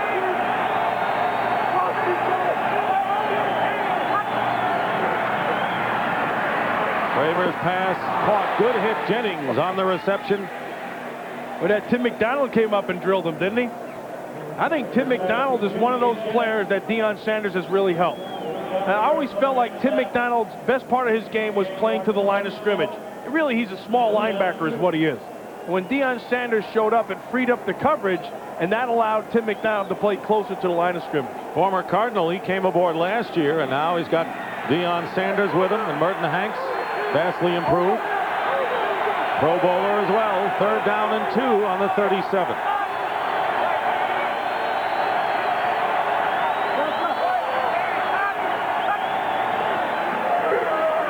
Kramer swings it out to Raymond Harris, and he's got the 1st down. Harris was the leading rusher in the 1st half for the Bears with 16 yards. That's all on 5 carries. Toy Cook defending Harris, and the Bears with the 1st down. You see with Steve Walsh out of the game, the offense now takes a little bit different look. If Kramer get back there and just boom, ball comes out a little bit quicker. And then he'll start setting things up underneath, and then he'll take his shot down the field. 1st down on the 43-yard line of the Bears. Bears need 4 touchdowns. Here's Harris, and a great play by Brian Young, and a loss of a yard on the play. Well, we said he improved this 49er defense, and he did it with power, but on this play, he does it with quickness. Gets in that cocked stance, and then he just jumps around the guard. And he uses his great quickness right inside. See this? Now he's just going to jump. Real quick move. And then he's going to show up in the backfield. He beats Fontenot, and then nice tackle. That's a big play. 2nd down and 11. Tony Carter in the lineup for the Bears.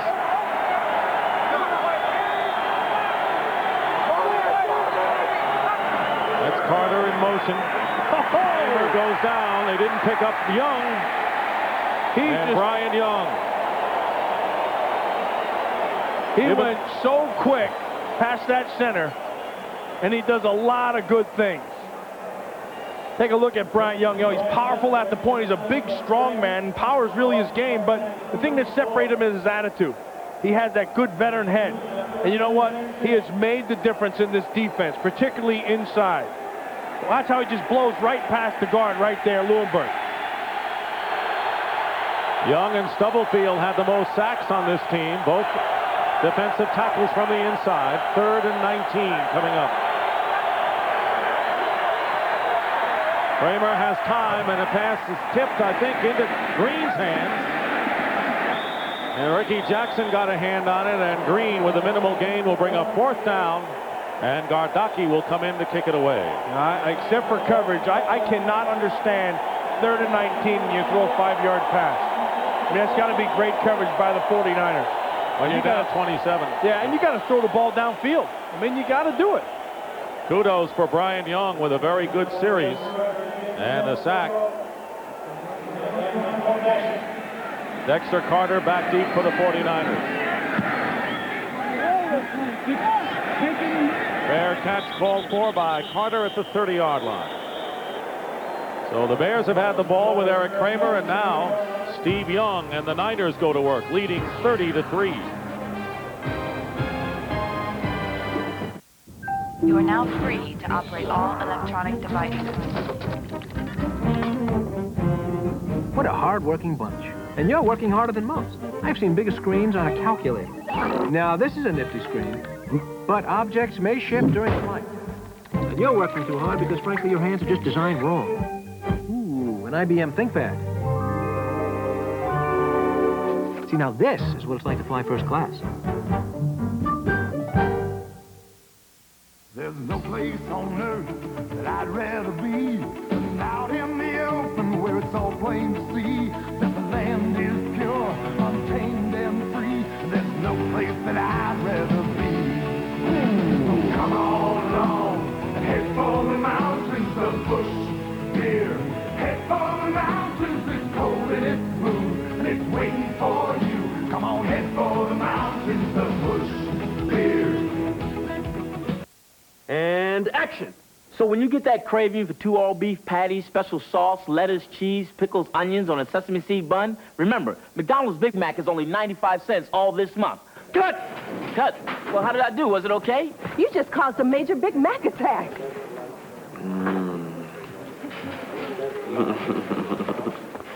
Can we move on, Mr. Townsend? Sure, what's up next? Egg McMuffin. Is it 95 cents too? Just for this month. Then we'd better hurry up. This Fox NFL special, the NFC Divisional Playoff, is brought to you by Smooth Bush Beer and Easy Drinking Bush Light, by McDonald's, the official restaurant of the National Football League, and by the American Express card. Don't leave home without it. Dick Stockton and Matt Millen here at Candlestick Park, where the Bears go on defense. Niners will start from their 30-yard line.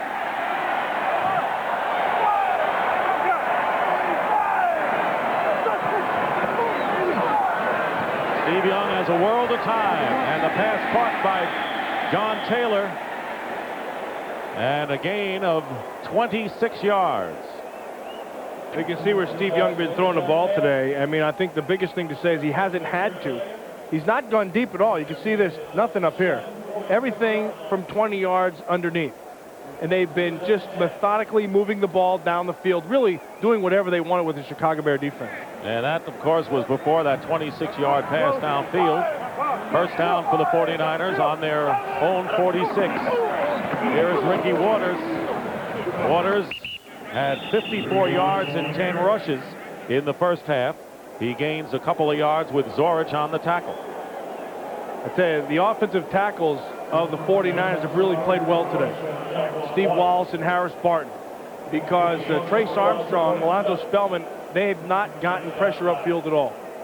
And then they've kept Steve Young in the pocket, but Young has been able to step up and has the time to make the completion. 2nd and 9.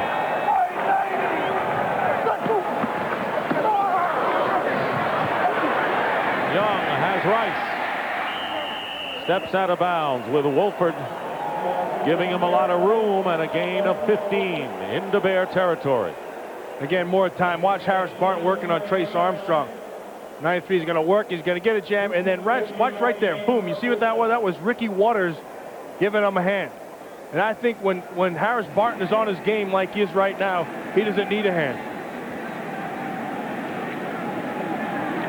Yeah, Harris went to the Pro Bowl last year, and then he tore that tricep, but I think he's come back all the way now. 49ers on the Bear 38. Young looking deep and going deep for Taylor, and Wolford with a chance at an interception. Boy, he had so much time to throw that football. I mean, he could have read Tolstoy back there. Or at least half of Tolstoy. That's right. Look at this. No pressure whatsoever. And they're just blocking everybody out. I think what happens, you have so much time, you get nervous. You think this is too good to be true. Then he just overthrew John Taylor down below and almost had a pick by Donnell Wolford. Even though the Bears have one sack today, they have really not put any pressure on Steve Young of note. 2nd and 10.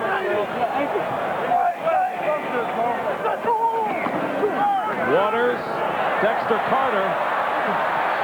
Carter, after bobbling the ball, puts on a running display, fumbles, and let's see if the 49ers still have it. And Bears did not get possession before the ball went out of bounds. When they knocked it out of bounds, they had their chance right there. Vincent Smith, and a gain of 23. I wonder whether Carter was going to throw the ball, Matt. No, he had this thing all the way, but the thing is, he puts a nice move there on Wolford, cuts back inside, and then gets to the corner. The funny thing was, you can see Vincent Smith knocks the ball out, and then Sean Gale has a chance to get it, but it gets away from him, goes out of bounds. Nice job by Vincent Smith to know where the ball is and stripping it away. 49ers still using the bag of tricks with a 27-point lead with the end around. 1st and 10 on the 15-yard line. William Floyd. Stop everything. Tackled from behind by... See Steve Young on that last reverse? He handed off. Heck, he was looking for people to block. He was running around in a circle, didn't know who to hit. You said the Bears came in, they want to bloody some noses. It looks like the Niners are bloodying some noses of their own. I think they're at the top of their game. I don't think they've missed a beat. I think they've come out, they've run this offense very efficiently. Steve Young is the same guy was a month ago. Only 18 rushing yards for Chicago. That won't go up too much. Floyd stopped in his tracks by Kane and Jones. I wonder how long George Seifert will keep Steve Young in there. I got to think that this would be, if it was me, it'd be my last series. Let him go in there, get one score. You go into 37 and then pull the troops out. You already saw 3 guys limp off here. Richard Dent hasn't been back since he hurt his knee. Dennis Brown hobbled off the one play. Peterson hobbled off. You don't want to take any chances getting people hurt.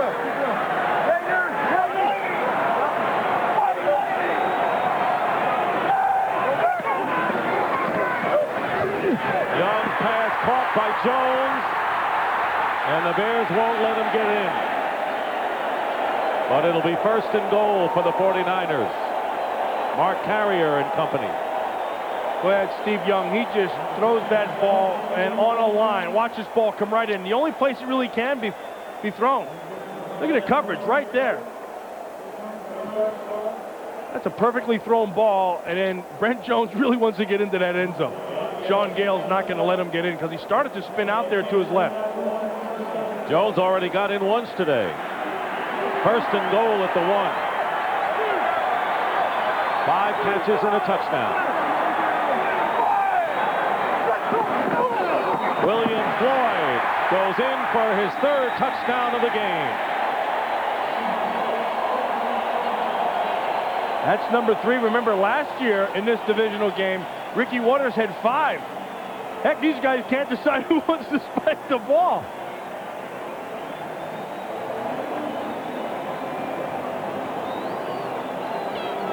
They just play power football and they come right back inside. That's Jesse Sapolo with a nice block, and then Bart Oates right there, and Derek Deese. The 3 inside guys really do their job, and that allows Floyd to get in for the score. Long day for that man, Dave Wanstead. Doug Bryan, who has missed an extra point, only blemish for the 49ers today offensively, makes the kick good, and the 49ers now lead 37-3 over the Chicago Bears.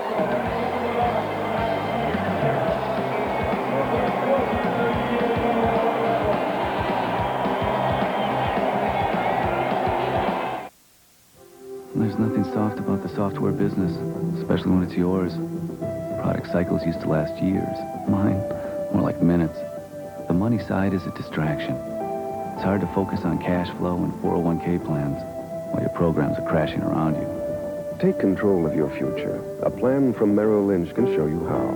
And a Merrill Lynch financial consultant has more ways to make the plan work for you than anyone else. The difference is planning.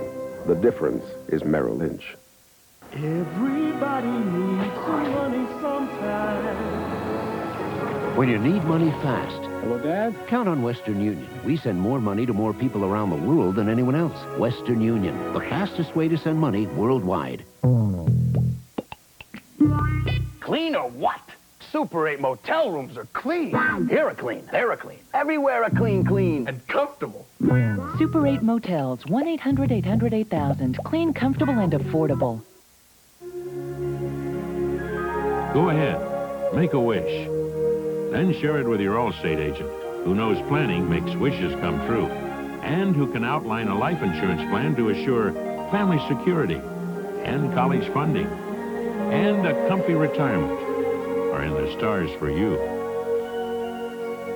So make your wish and trust it to your Allstate agent, who wants to be your agent for life. Spend the night with 10 of the world's most beautiful women when the Dallas Cowboy Cheerleaders host the world premiere of Fox's Funny Sunday tomorrow. 49ers going 70 yards on 9 plays, capped by William Floyd's 3rd touchdown of the day, a 1-yard run, and a 37-3 bulge. And Bryant kicking off again. Nate Lewis, who is shaken up, back in there now. And Lewis will return from the goal line. And Lewis, hard runner, brings it out to about the 28-yard line. 29-yard return. Pictures look good to Harris Barton, don't they? Timeout.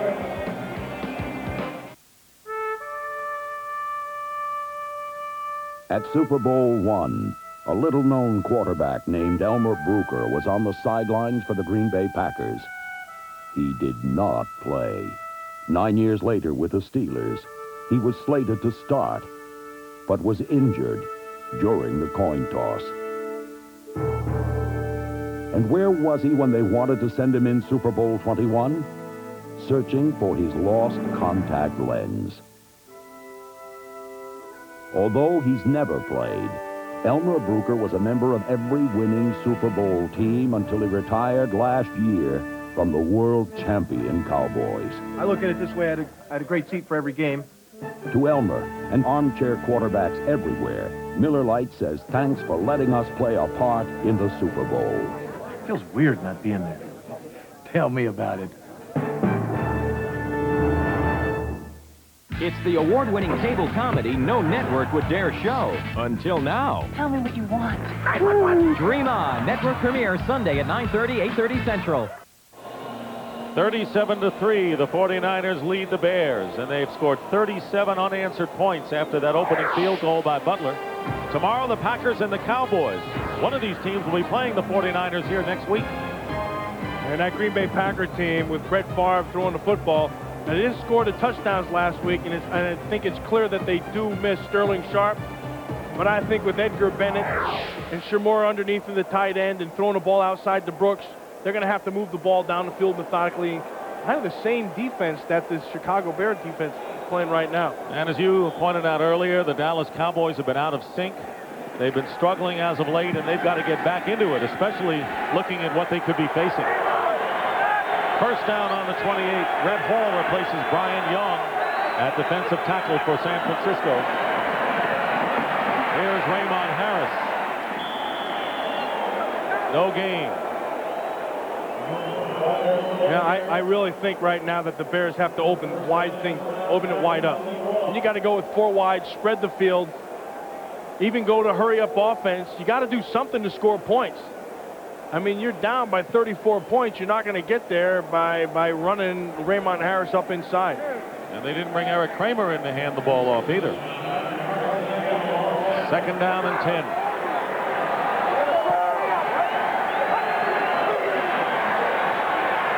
Kramer swings it out to Tillman.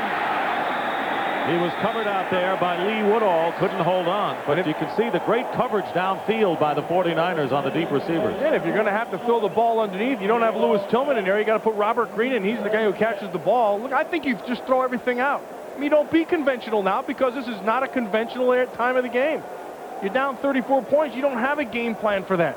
So you got to make it up on the fly. And I think you're just going to speed it up and get that defense out of him just sitting in his zone. And speaking of Robert Green, he's now in the lineup for the Bears on 3rd and 10.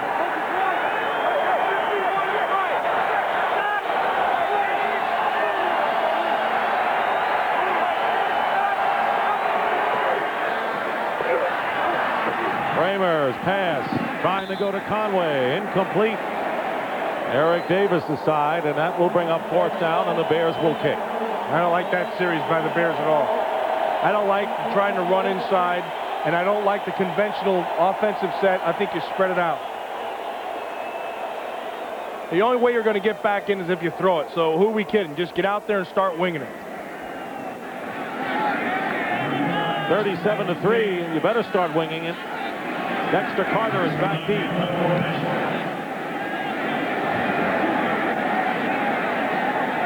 Carter looking for running room, and he is tackled at the 29-yard line by Maurice Douglas. 50-yard kick, and a new quarterback, Elvis Gerbach, when we come back.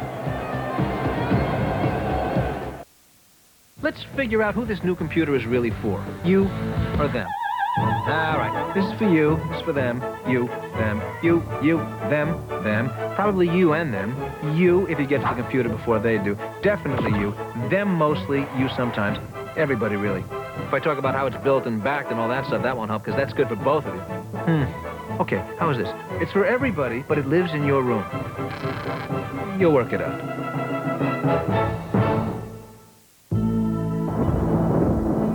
Bootness. Bootness means it's functional, it'll perform, it'll do what you expect it to do. That whole premise pervades everything we try to do. From the very beginning, we were an out-of-doors kind of brand. The idea was not to worry about fashion, but to worry about the practical guy. Police, the highway department. The guy could hunt in it, he could fish with it, he could backpack with it. It's a product, but we became a place as well. People associated timberland with the great American outdoors. When you come into a timberland store, it should be like standing in a forest. Saying to people, we won't take that form of payment is a colossal form of arrogance. I use my American Express card almost 99% of the time, and when someone refuses me, it's like something was wrong with me. The American Express card is welcomed at Timberland and other down-to-earth places. What is the most shocking scene in the history of TV's hottest show? Watch Love Thy Neighbor, the baddest and the best of Melrose Place. A special episode Monday. You want to watch pride and fight and something that matters to you? Watch Mo Douglas. You're down by 34. This guy has no quitting him. And then he just battles people all the way down, and then what a great sense for the ball. And I think this is one of the reasons why Mo Douglas is the kind of player he is. I mean, this guy will not quit. You mentioned Wolford as a Pro Bowler. He could have joined him, too. Huh? And he got one of the great looks in the league. See that? See that double earring look right there? And he got the headband. I told him he looks like he belongs down at Disney or in the islands of the Caribbean. That's James Michener, isn't it? Elvis Gerback is in for Steve Young. And the give is to Dexter Carter. And he is tripped up by Sean Gale. This game summary is brought to you by Budweiser, and it's been all 49ers. Rookie William Floyd with 3 rushing touchdowns, and Young leaves the game having completed 16 of 22, 143 yards and 1 touchdown, and precision perfect. Now, I was mistaken. They told me that Steve Young was a lawyer. Today, he looked like a surgeon. Second down and 5 at the 33.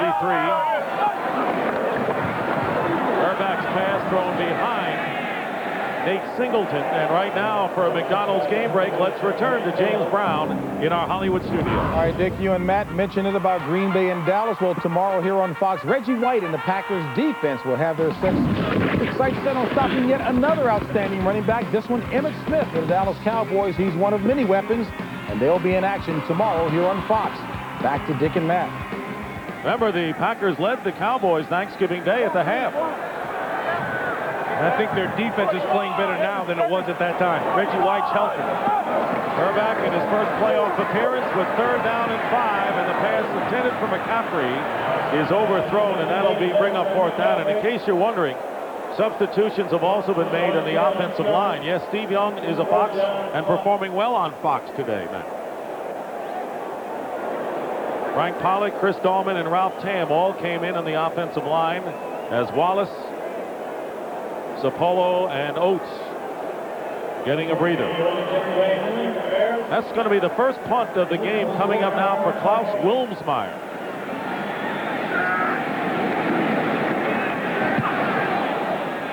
High kick, fair catch called for by Jeff Graham. And the Bears will go on offense again. They've managed only 3 points today.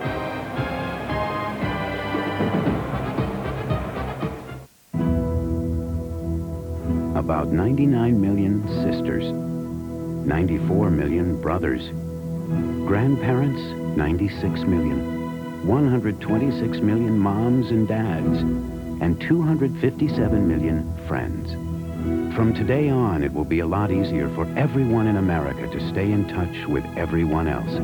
Because now MCI introduces new friends and family, a 25% savings on every call automatically, when you spend just $10 a month. That's an automatic 25% savings on calls to everyone, everywhere in America, no matter what long-distance company they use.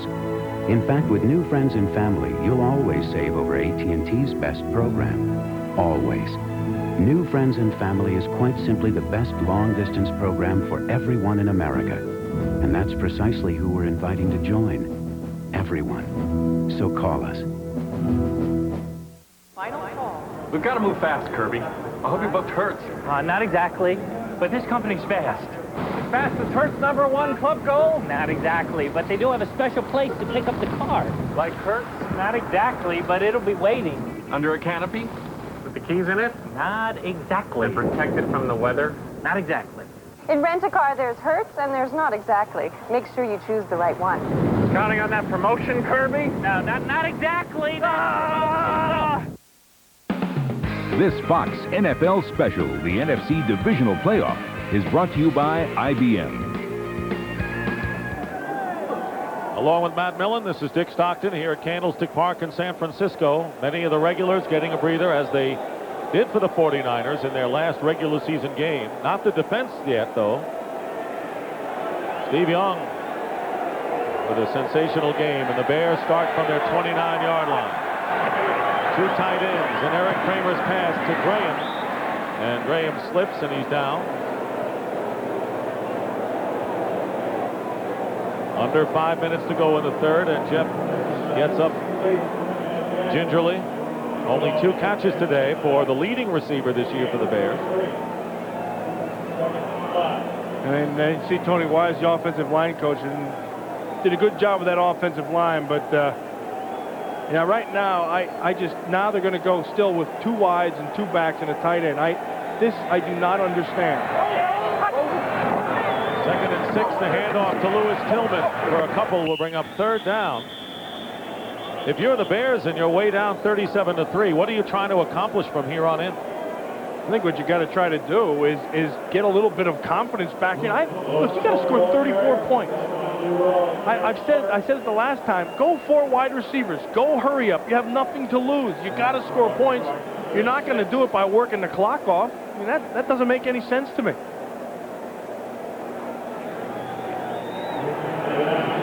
Third down and 2. Troy Wilson and Tim Harris defensively in for San Francisco. Kramer's pass is caught by Wetnight, and he gets to the 49ers 45. Merton Hanks on the tackle and a gain of 19. Kramer had the time to throw that ball. Now he just looks downfield, waits for Wetnight to clear the backers, and he just has the middle of the field wide open. They went with a 3 wide receiver, 1 tight, so you essentially have the four receivers. I would like to see a 4th wide, though, and then also the hurry up. 1st and 10 on the Niners 45. Kramer with a short drop and a pass. Nice catch by Raymond Harris with a defender right on him, Lee Woodall. Pick up a 5. There's Lee Woodall. Yeah, I think that Lee Woodall is going to be okay. Came out of Westchester from Carlisle, Pennsylvania. Heck said he used to go down there and watch the Redskins practice all the time at training camp. The kid, he came in there with big eyes at the beginning of the season because it was such a new experience. But he's a big, strong kid, and he runs pretty well. I think he's got a chance. All new linebackers this year starting for the Niners. 2nd down and 5. Pass up the middle.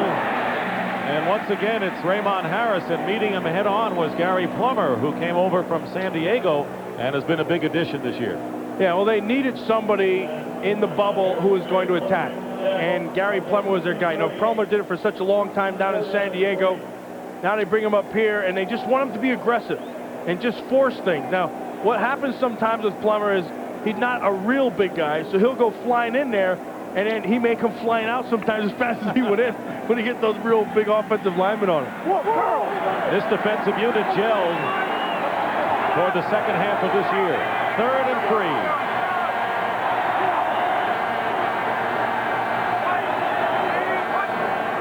McDonald on a blitz. They pick him up. And Kramer's gone down. That's Tim Harris with the sack. That was a coverage sack.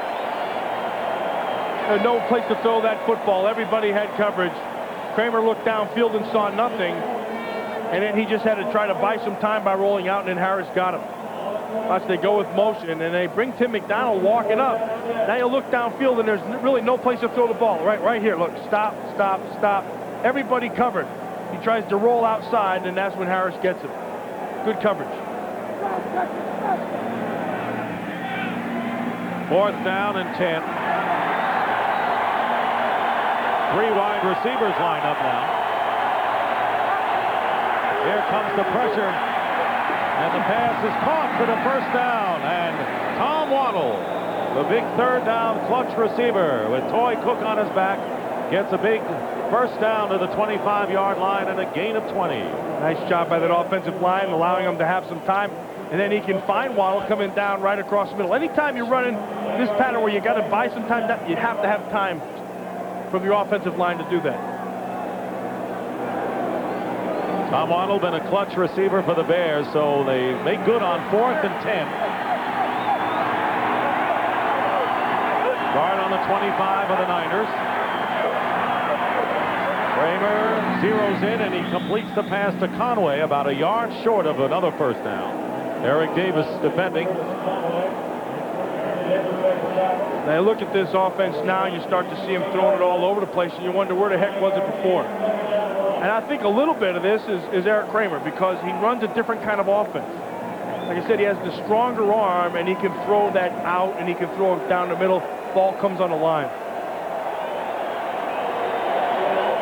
And that is the end of the 3rd quarter here at Candlestick Park with the score. The 49ers 37 and the Bears 3. Oh, no! Oh, yes! Fox. Wow. Look at the size of this place. A guy who didn't know what he was doing could sure get himself in a lot of trouble here. But hey, I'm sure you'll pick one out. I mean, how hard could it be? Like these guys. They used to make a heck of a movie projector. And anyway, if something does go wrong, I'm sure a handy guy like you can probably just fix it yourself. But as long as you're here, maybe you ought to just look at an IBM. So you want a big screen TV, but your wife doesn't want a big box in the living room? Great news. The Sony 46-inch Videoscope TV is as slim as an ordinary 25-inch TV. It's even slimmer than your average football fan. Yet the Sony picture is 3 times bigger. So the impact is huge. No wonder it's the official big screen TV of the NFL. And make 1995 your biggest year ever, because every big screen is on sale. The Good Guys.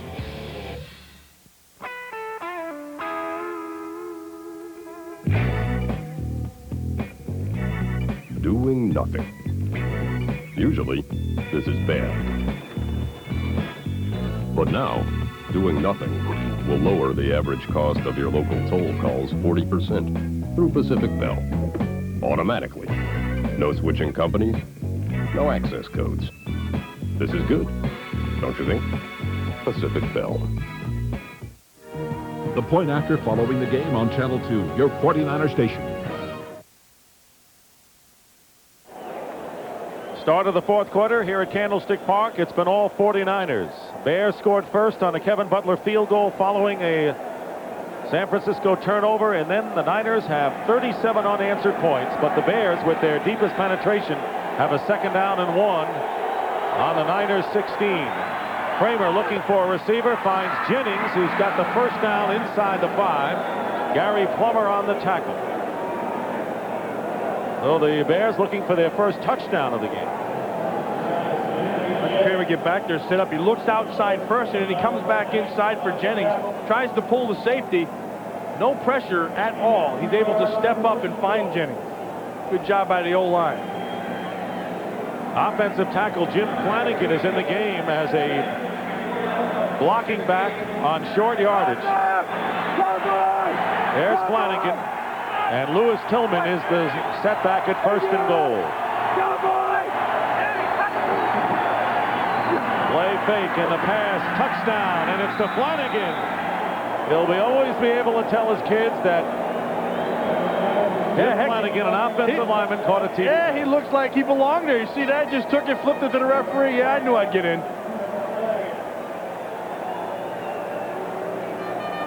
Flanagan, they go with that play action. Flanagan comes right at you. And then Kramer does a good job of looking back to the corner of the end zone first and then just dumps it out to Flanagan. Watch him at the end. Look, big celebrator. Hey, you're a defensive guy. You just pop it right in there. No big deal. Yeah, I belong there. So defensive linemen love to score, and doesn't always come that easy. They're going for 2. Bears are 2 for 6 two-point conversions this year.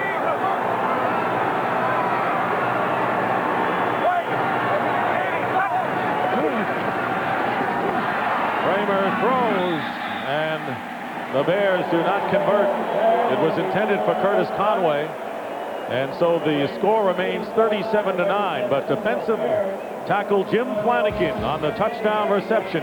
First TD of the game for the Bears, who now trail 37-9.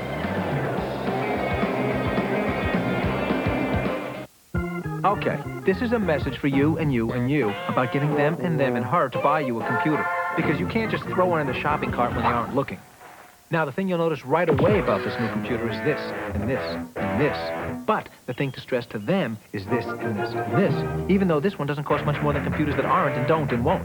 Oh, and did I mention it can talk? I am Aptiva. And sing and dance? I am Aptiva. All right, we're working on it.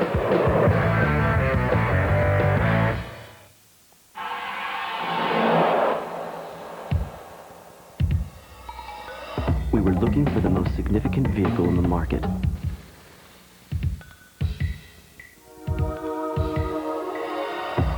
We weighed technological advancement, value, and performance. Introducing Chrysler Cirrus, Motor Trend's Car of the Year. Chrysler Cirrus. It's not just a step above. It's the new plateau. Here at Bud Bowl's second quarter, Bud Light's moving the ball. Dropping back. He can't find anyone. He's looking. He's going deep. Hope he brings back some blood.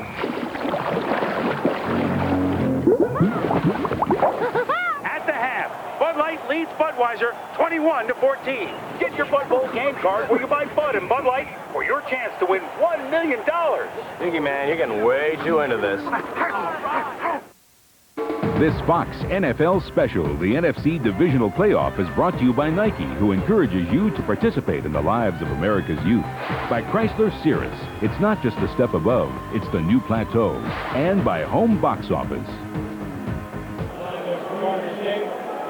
Chicago Bears, after allowing 37 points in a row following their opening field goal, get a touchdown, and now the Bears are going to try an onside kick. 37-9. They line up their people on the left side. It'll be Gardocki with the onside kick, and it's covered up by the 49ers. And they will retain possession. And it was Ted Popson, the tight end. Well, the Bears went 71 yards in 10 carries in 10 plays for their score. Obviously their best drive of the game, but this is after the barn door has been nailed shut.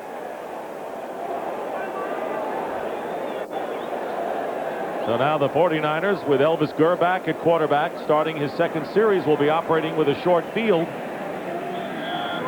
They will start from the 37 of the Bears. Singleton and McCaffrey, the wide receivers.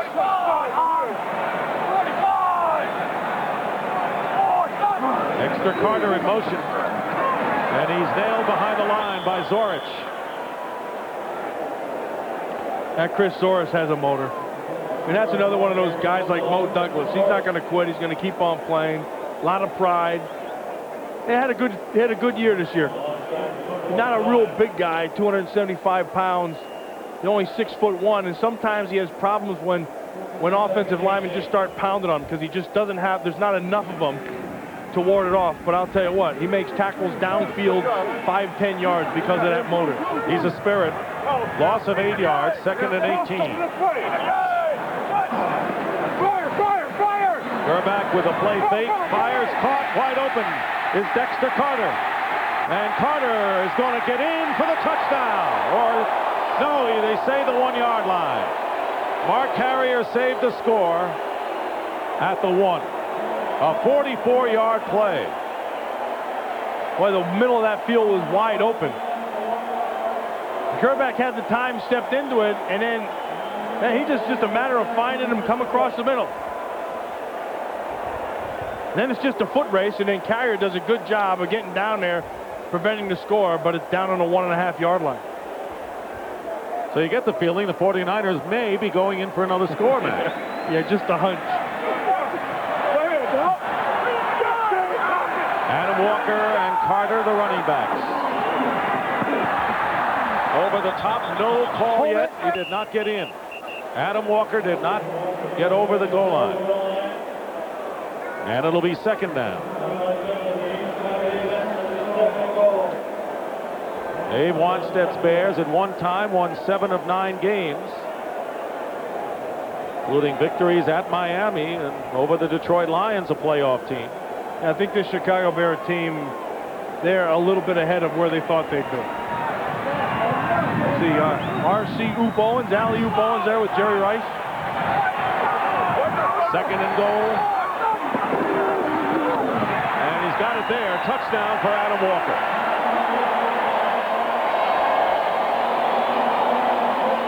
So even with the backups, the beat goes on. But remember, the Bears tried an unsuccessful onside kick. Hey, saw Ralph Tam was in there. That's good news for the 49ers. And the injured arch, huh? Yeah, he's been out all year. Hey, I was hoping that he could play. Came over and showed me how good it was. I asked him if it hurt. He said, yeah. 43-9.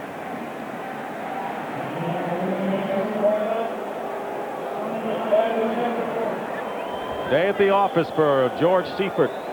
An easy one, as it turned out. Doug Bryan for the extra point.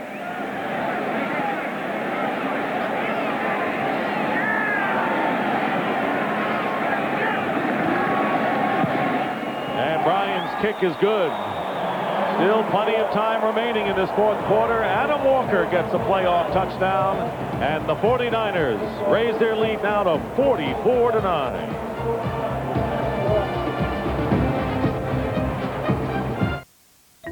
This, of course, is the very popular Plymouth Neon.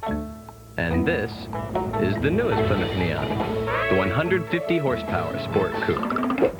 Considering its sticky tires, wide performance stance, and all those new horses, its greatest appeal will be to people from, let's say, 0 to 60. Plymouth Neon, they're a gas.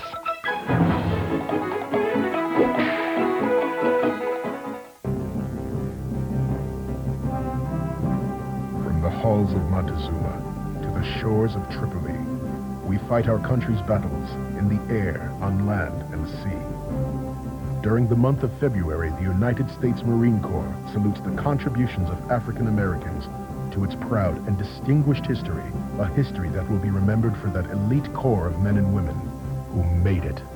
The few, the proud, the Marines. Going to the Super Bowl. Boy, that McDonald's Egg McMuffin sure smells good. 95 cents, please. Yeah, we know. 95 cents for the breakfast bargain. Farm fresh egg, Canadian style bacon. Look, just give me 95 cents. No. You keep yours. We'll get our own there, Colonel Coin Collector. Break in 95 with McDonald's 95-cent Egg McMuffin. A hot, fresh Egg McMuffin or a tempting Big Mac for just 95 cents. You don't understand. I need 95 cents. What does she need 95 cents for, Jerry? She's already got Egg McMuffin. For a limited time, so hurry. What are we, a change machine? Fox's new comedy, House of Buggin', is not as wild as in living color. It's wilder. Catch the outrageous series premiere Sunday after The Simpsons. Yeah, see Steve Young down there on the phone. I saw in the paper the other day, he says sometimes when it gets to be a blowout, I call home. I talk to my mom and dad. It is a blowout. So maybe he's calling home back to Connecticut right now. Yeah, because that's a regular phone. Yeah. He may be talking to Mom right now. And Mom may be saying they're talking about you, talking to us. Earlier today, the Steelers made it 3 in a row this year over the Browns, 29-9, to move into the AFC title game against the winner of the Miami-San Diego game tomorrow. Nate Lewis is back deep, and Bryan will kick off again. 44-9 in favor of the 49ers.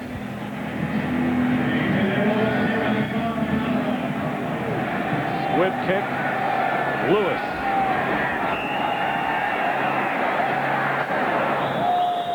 And he's stopped at the 32-yard line by Kevin Mitchell. 19-yard return. The back judge, Al Jury, is shaken up, getting some ice on the back of his neck over on the 49ers bench. Looks like the same thing as Steve Wallace had.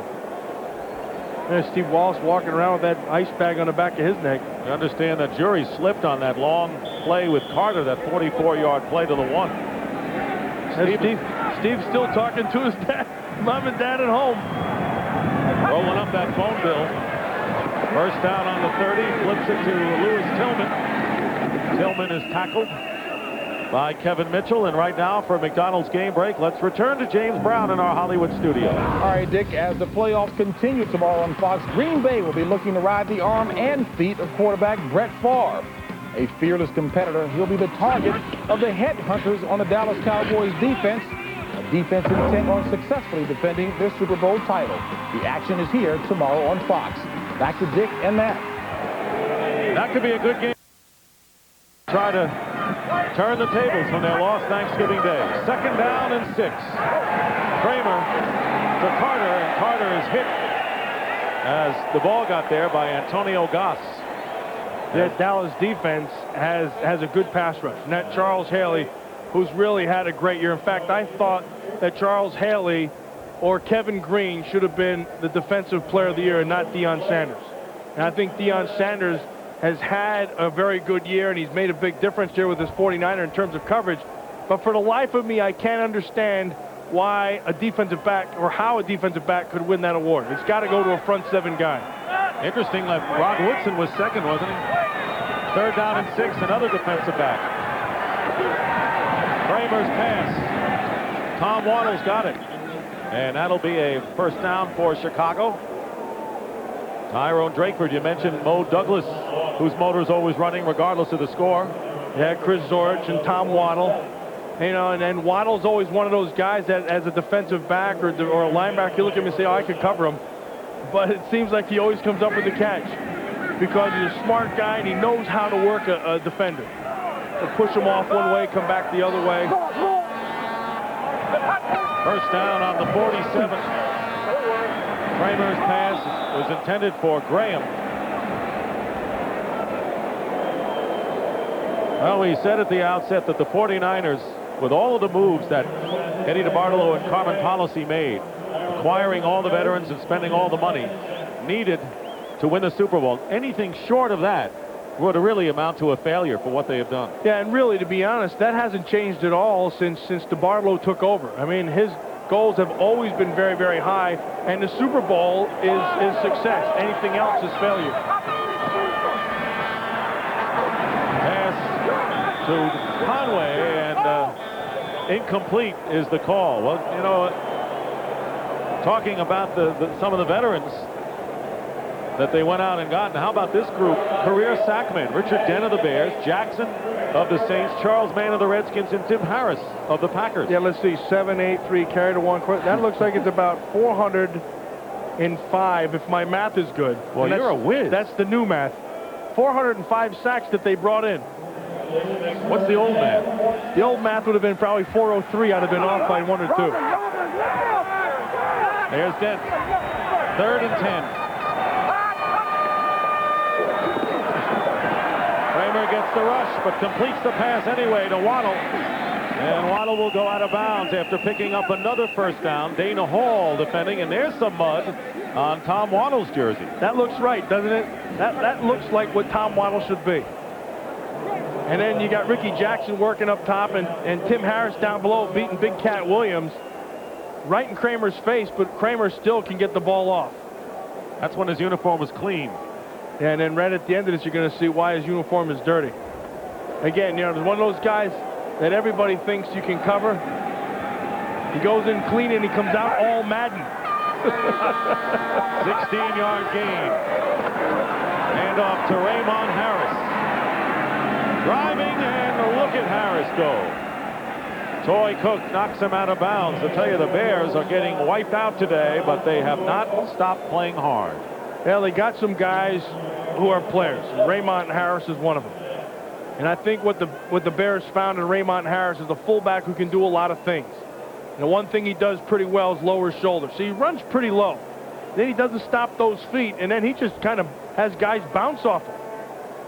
Dana Hall bounced off, and then Toy Cook, and then Dedrick Dodge gets over there, and he's still going. And then at the end, he slaps Deion Sanders 5.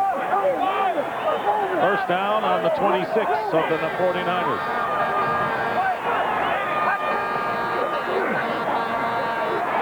Gets hit, does Kramer. Good pressure. And it was Tim Harris coming from the outside. Want to remind you, at the end of this game, Matt and I will select the Miller Lite player of the game. And that's not an easy task to do with the 49er team. And all those people, and I think one thing that really happened today that was good for the 49ers is it looked like John Taylor was back. And I think they need John Taylor to take some of the pressure off. He's one of those guys who's a strong runner, and it was questionable if his knee was healthy, but I think today it showed that it was. 4 catches for 51 yards today for KT. Kramer's pass is caught by Graham, and he stayed in bounds and picked up maybe 10 extra yards and a 13-yard pickup in all. Missing the tackle was Dana Hall.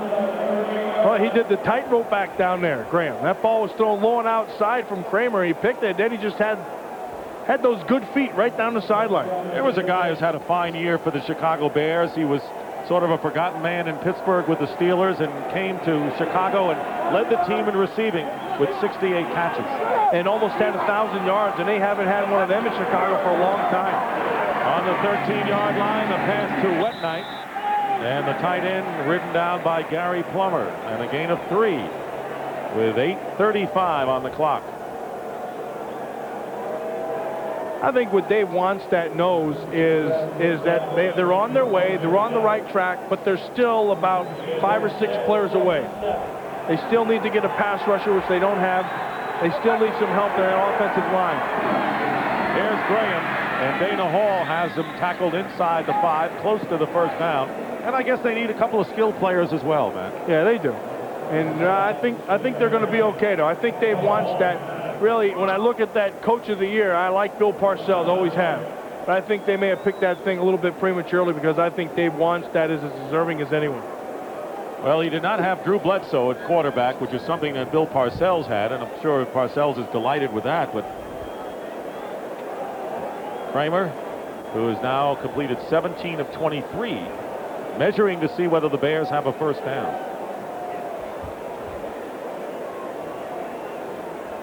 They're shy.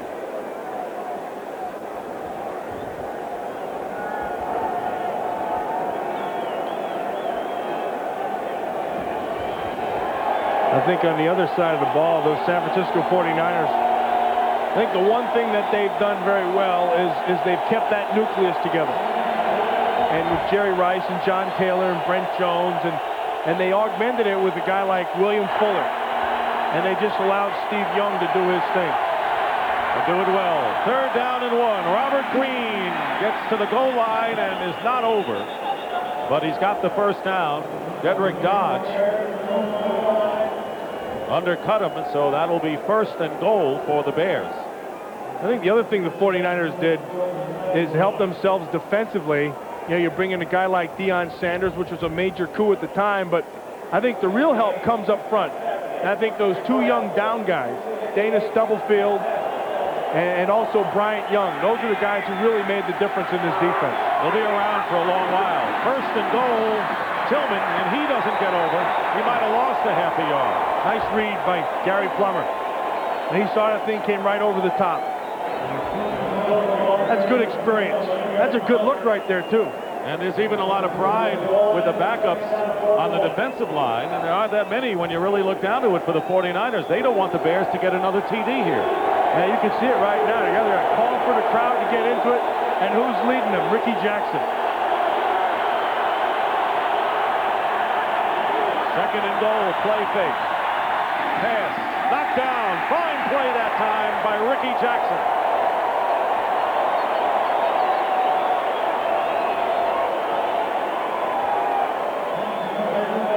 Ricky Jackson, his 14th year, still getting fired up, trying to get the crowd into it. This is one guy who I always liked as a football. From the day he came in, actually I liked him from Pitt, when we played him when I was at Penn State. The guy always played hard, and you always knew what you would get with Ricky Jackson, and that was a big effort. Trying to go to Jennings, 3rd and 1, 15th play. And it's 4th and goal, and the 49ers defense with a great stand here that really doesn't amount to much when you look at the scoreboard. Again, it was Gary Plummer leading the way.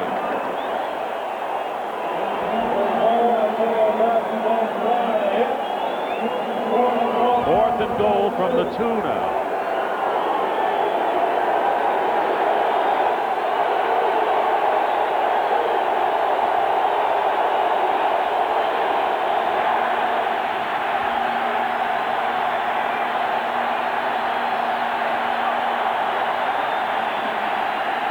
Kramer to throw, and the Niners hold. Flag is down, though, so let's wait.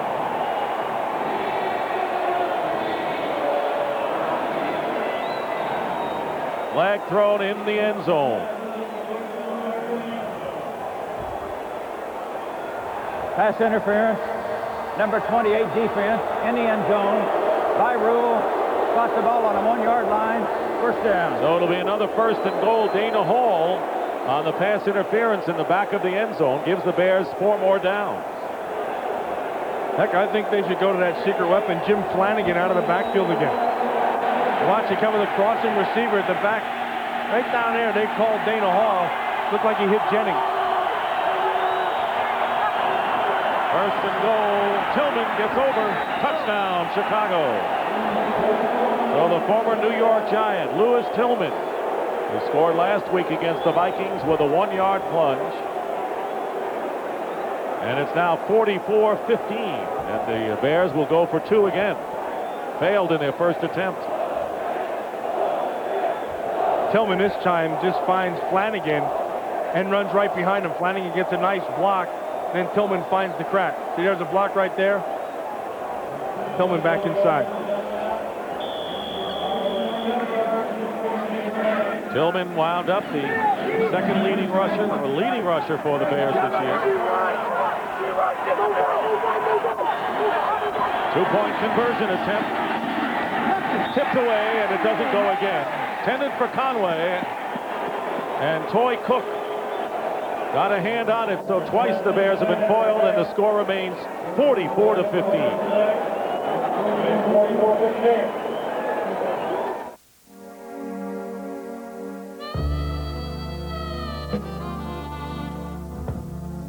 Don't know why 501 denim feels so much better. Don't know why everybody who wears Levi's 501 jeans seems to stand an inch or 2 taller. It's kind of a 501 mystery that never unravels. When we asked 2-time Indy winner Emerson Fittipaldi to be involved in the development of the Chrysler Cirrus, it wasn't to have him help sell the car. It was to have him help refine it. He pushed it to the limits around the track. He made suggestions. The engineers listened. The engineers made suggestions, and he listened. The result of this collaboration is a specially modified double wishbone suspension system unlike any other on the road today. The Chrysler Cirrus, Motor Trend's car of the year. It's not just a step above. It's the new plateau. After a while, you probably won't remember the ties, the sweaters, the toys, and the scarves that you bought with your American Express card this holiday season. But using your card to help provide a meal for someone who's hungry is something you'll never forget. So thank you for using your American Express card to help us reach our $5 million goal once again. Tonight on Cops. Did this woman stab her own husband? She said he fell down on a knife. Happens all the time. A brand new Primetime Cops tonight. Well, from the network that brought you in living color, get ready for the freshest, craziest, most outrageous sketch comedy show ever. House of Buggin', starring comedian John Leguizamo. Catch the series premiere tomorrow at 8:30, 7:30 Central after a brand new Simpsons, part of Fox's Funny Sunday. Leguizamo, huh? Yeah, that's the guy. Onside kick. Again attempted by Gardocki. And is recovered by Ed McCaffrey. Well, let's look at the 49ers and put in perspective. Is this the best offense ever by the San Francisco 49ers? Well, you can see the numbers. Those are all their Super Bowl years. And you can see 60 touchdowns, 32 points a game. You'd say yes. As a matter of fact, Jerry Rice is the guy who said yes. He thinks this is the best offense that they've ever had. They had another year, which was not a Super Bowl year, that they had a great offense. 87. First down on the Bears' 42-yard line. Adam Walker for a couple. In fact, they look back on that 87 team and say that may have been their best team ever. And remember, that week, that team kept on popping up this week because that was a team that came in here as a heavy favorite against the Vikings and then got beat in circumstances similar to today's game. That's the game that Anthony Carter started, and Minnesota won. I think that game was close enough in George Seifert's mind and some of the players here that it served as a notice that it won't happen again. Joe Kane is shaken up. We'll be back.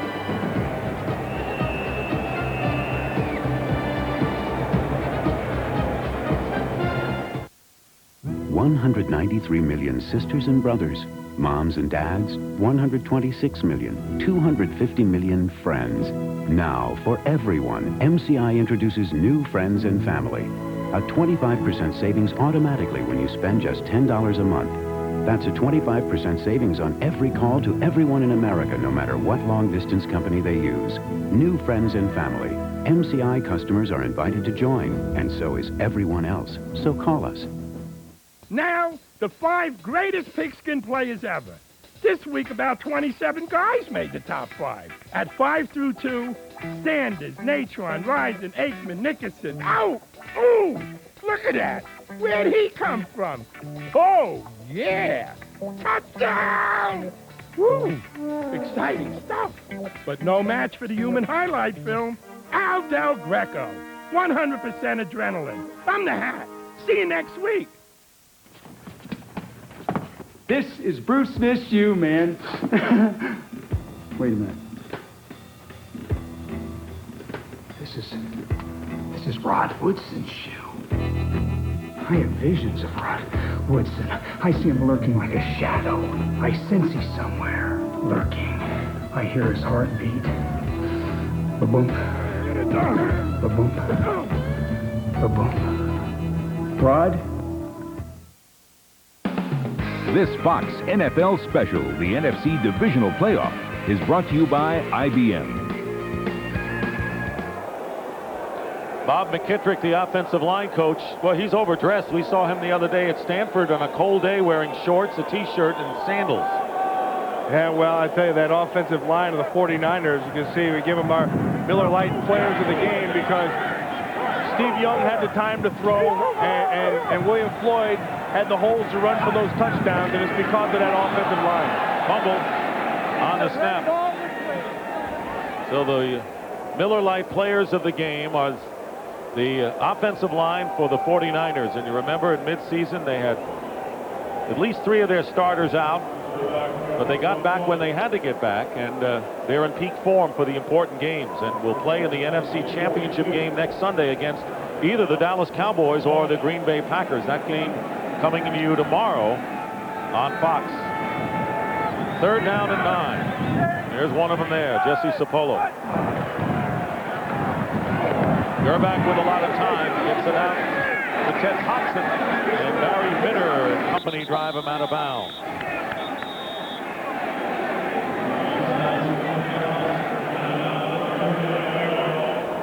Derek Deese and Harris Barton, the right side, are still in there.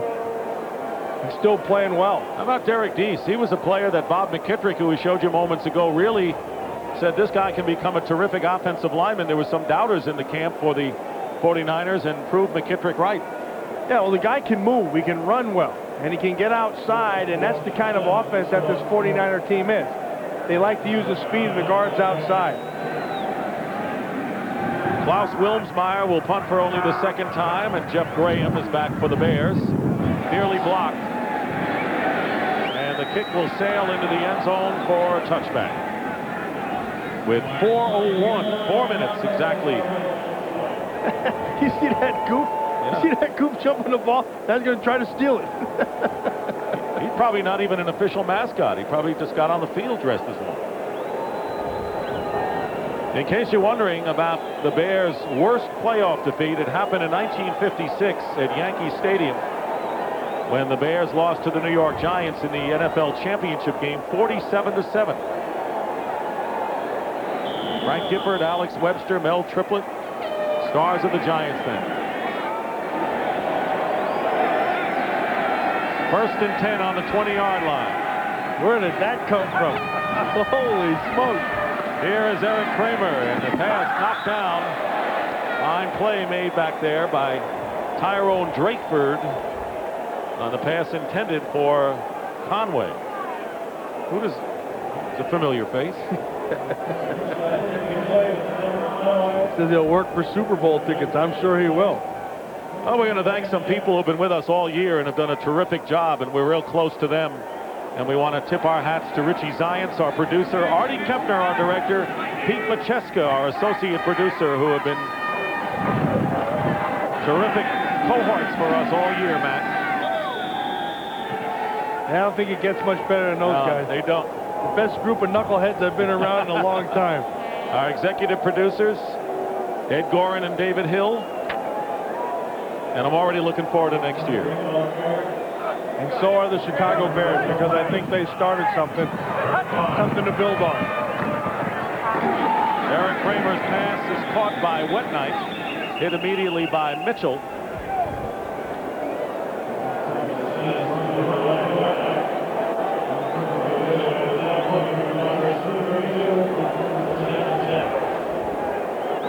Winding down to 3 minutes remaining.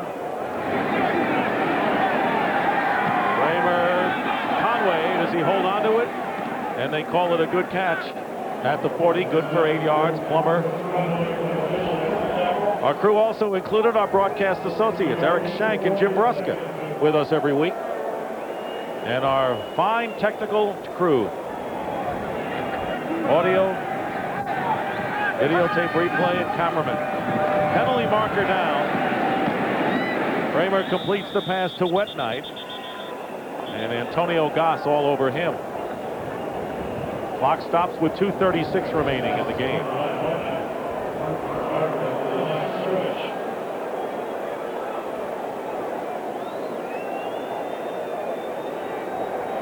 Offside, number 92 defense. 5-yard penalty, first down. Troy Wilson offside. Well, there's a fella, Ken Norton. And we talked about Stubblefield. Norton could be playing against his former team next week if Dallas does beat Green Bay tomorrow.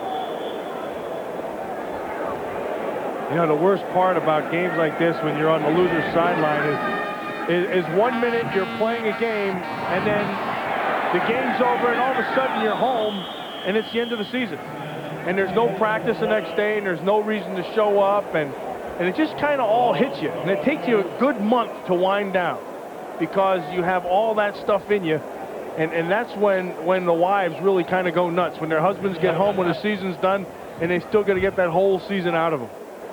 Takes that long, huh? Yeah, it really does. It takes a time to wind up to get your mind right for the season, and then it takes some time to wind out of that thing again. My poor wife used to drive her nuts. 2nd and 10 now at the 45-yard line of the Bears. And Kramer goes down like a sack of wheat, and it was Rhett Hall, former Tampa Bay Buccaneer.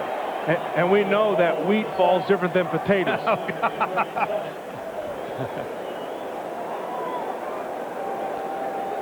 Holy smokes. New math, Matt. Yeah, there's new math. My total, look at this. 11 there, there's 15. Put the 5 there. There's 95 and 18. There you go. Yeah. 95 and 18. See that? Richie Zions thinks he's a smart guy down there trying to put the numbers on me. Another sack, and it's Tim Harris. His second sack of the game and number 4 for the 49ers. As we get down to the 2-minute warning. This is a celebration day for a team that is on a mission. No question about it.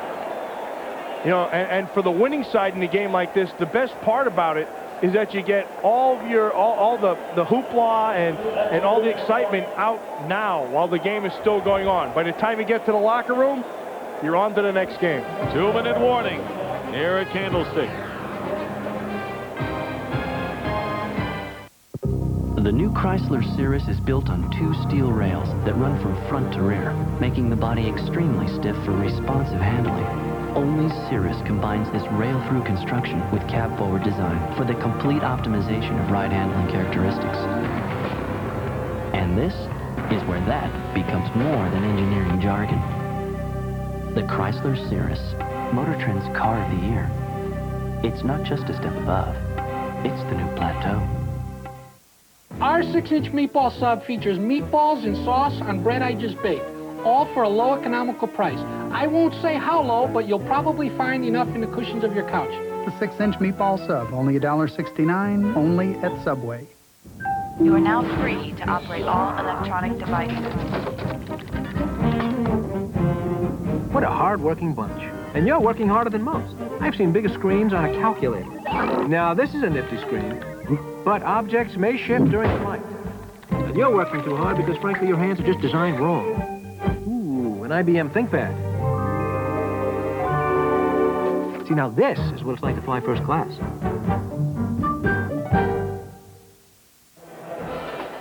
The Dallas Cowboy cheerleaders are hosting Fox's Funny Sunday, a non-stop night of comedy beginning tomorrow at 7, 6 Central. So if having a few laughs and watching football's most beautiful women doesn't sound bad, check out Fox's Funny Sunday, hosted by the Dallas Cowboy cheerleaders tomorrow on Fox. See, Maxwell Smart is going to be back. Smart will be there. Gardocki will be kicking, and Carter is back deep. Jerry Rice today with 4 catches for 48 yards.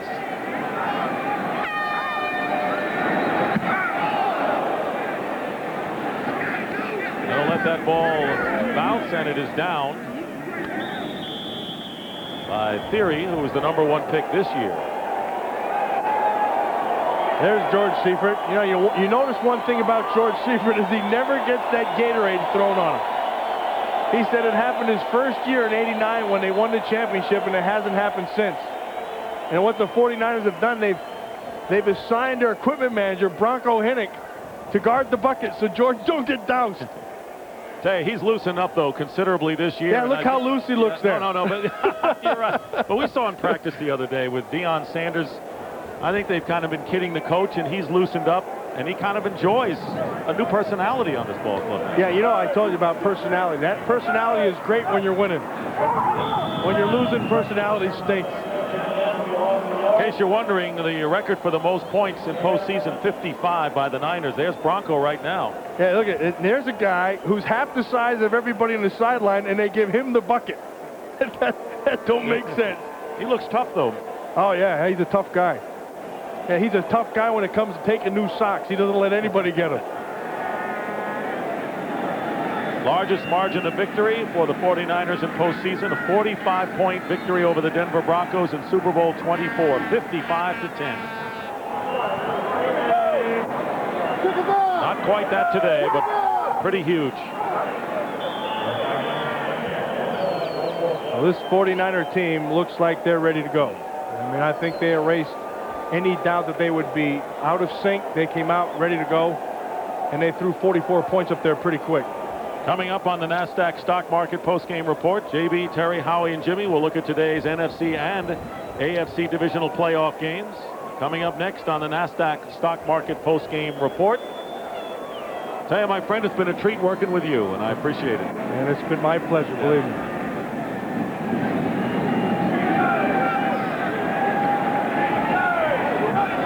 Half a minute to go. Thanks also to Chris Visser and Dave Corris in the booth. The 49ers going to be a force to be reckoned with. And they will go to the championship game. Bears scored on a field goal, and the Niners had 37 unanswered points. And the clock winds down, and the final score, 44-15 in favor of the 49ers. So for Matt Millen and Tim Green, I'm Dick Stockton saying so long from Candlestick Park. Final score, the 49ers 44 and the Bears 15. Coming up next is the NASDAQ Stock Market post-game report with JB, Terry, Howie, and Jimmy. You're watching Fox Sports coverage of the National Football League. So long, everybody.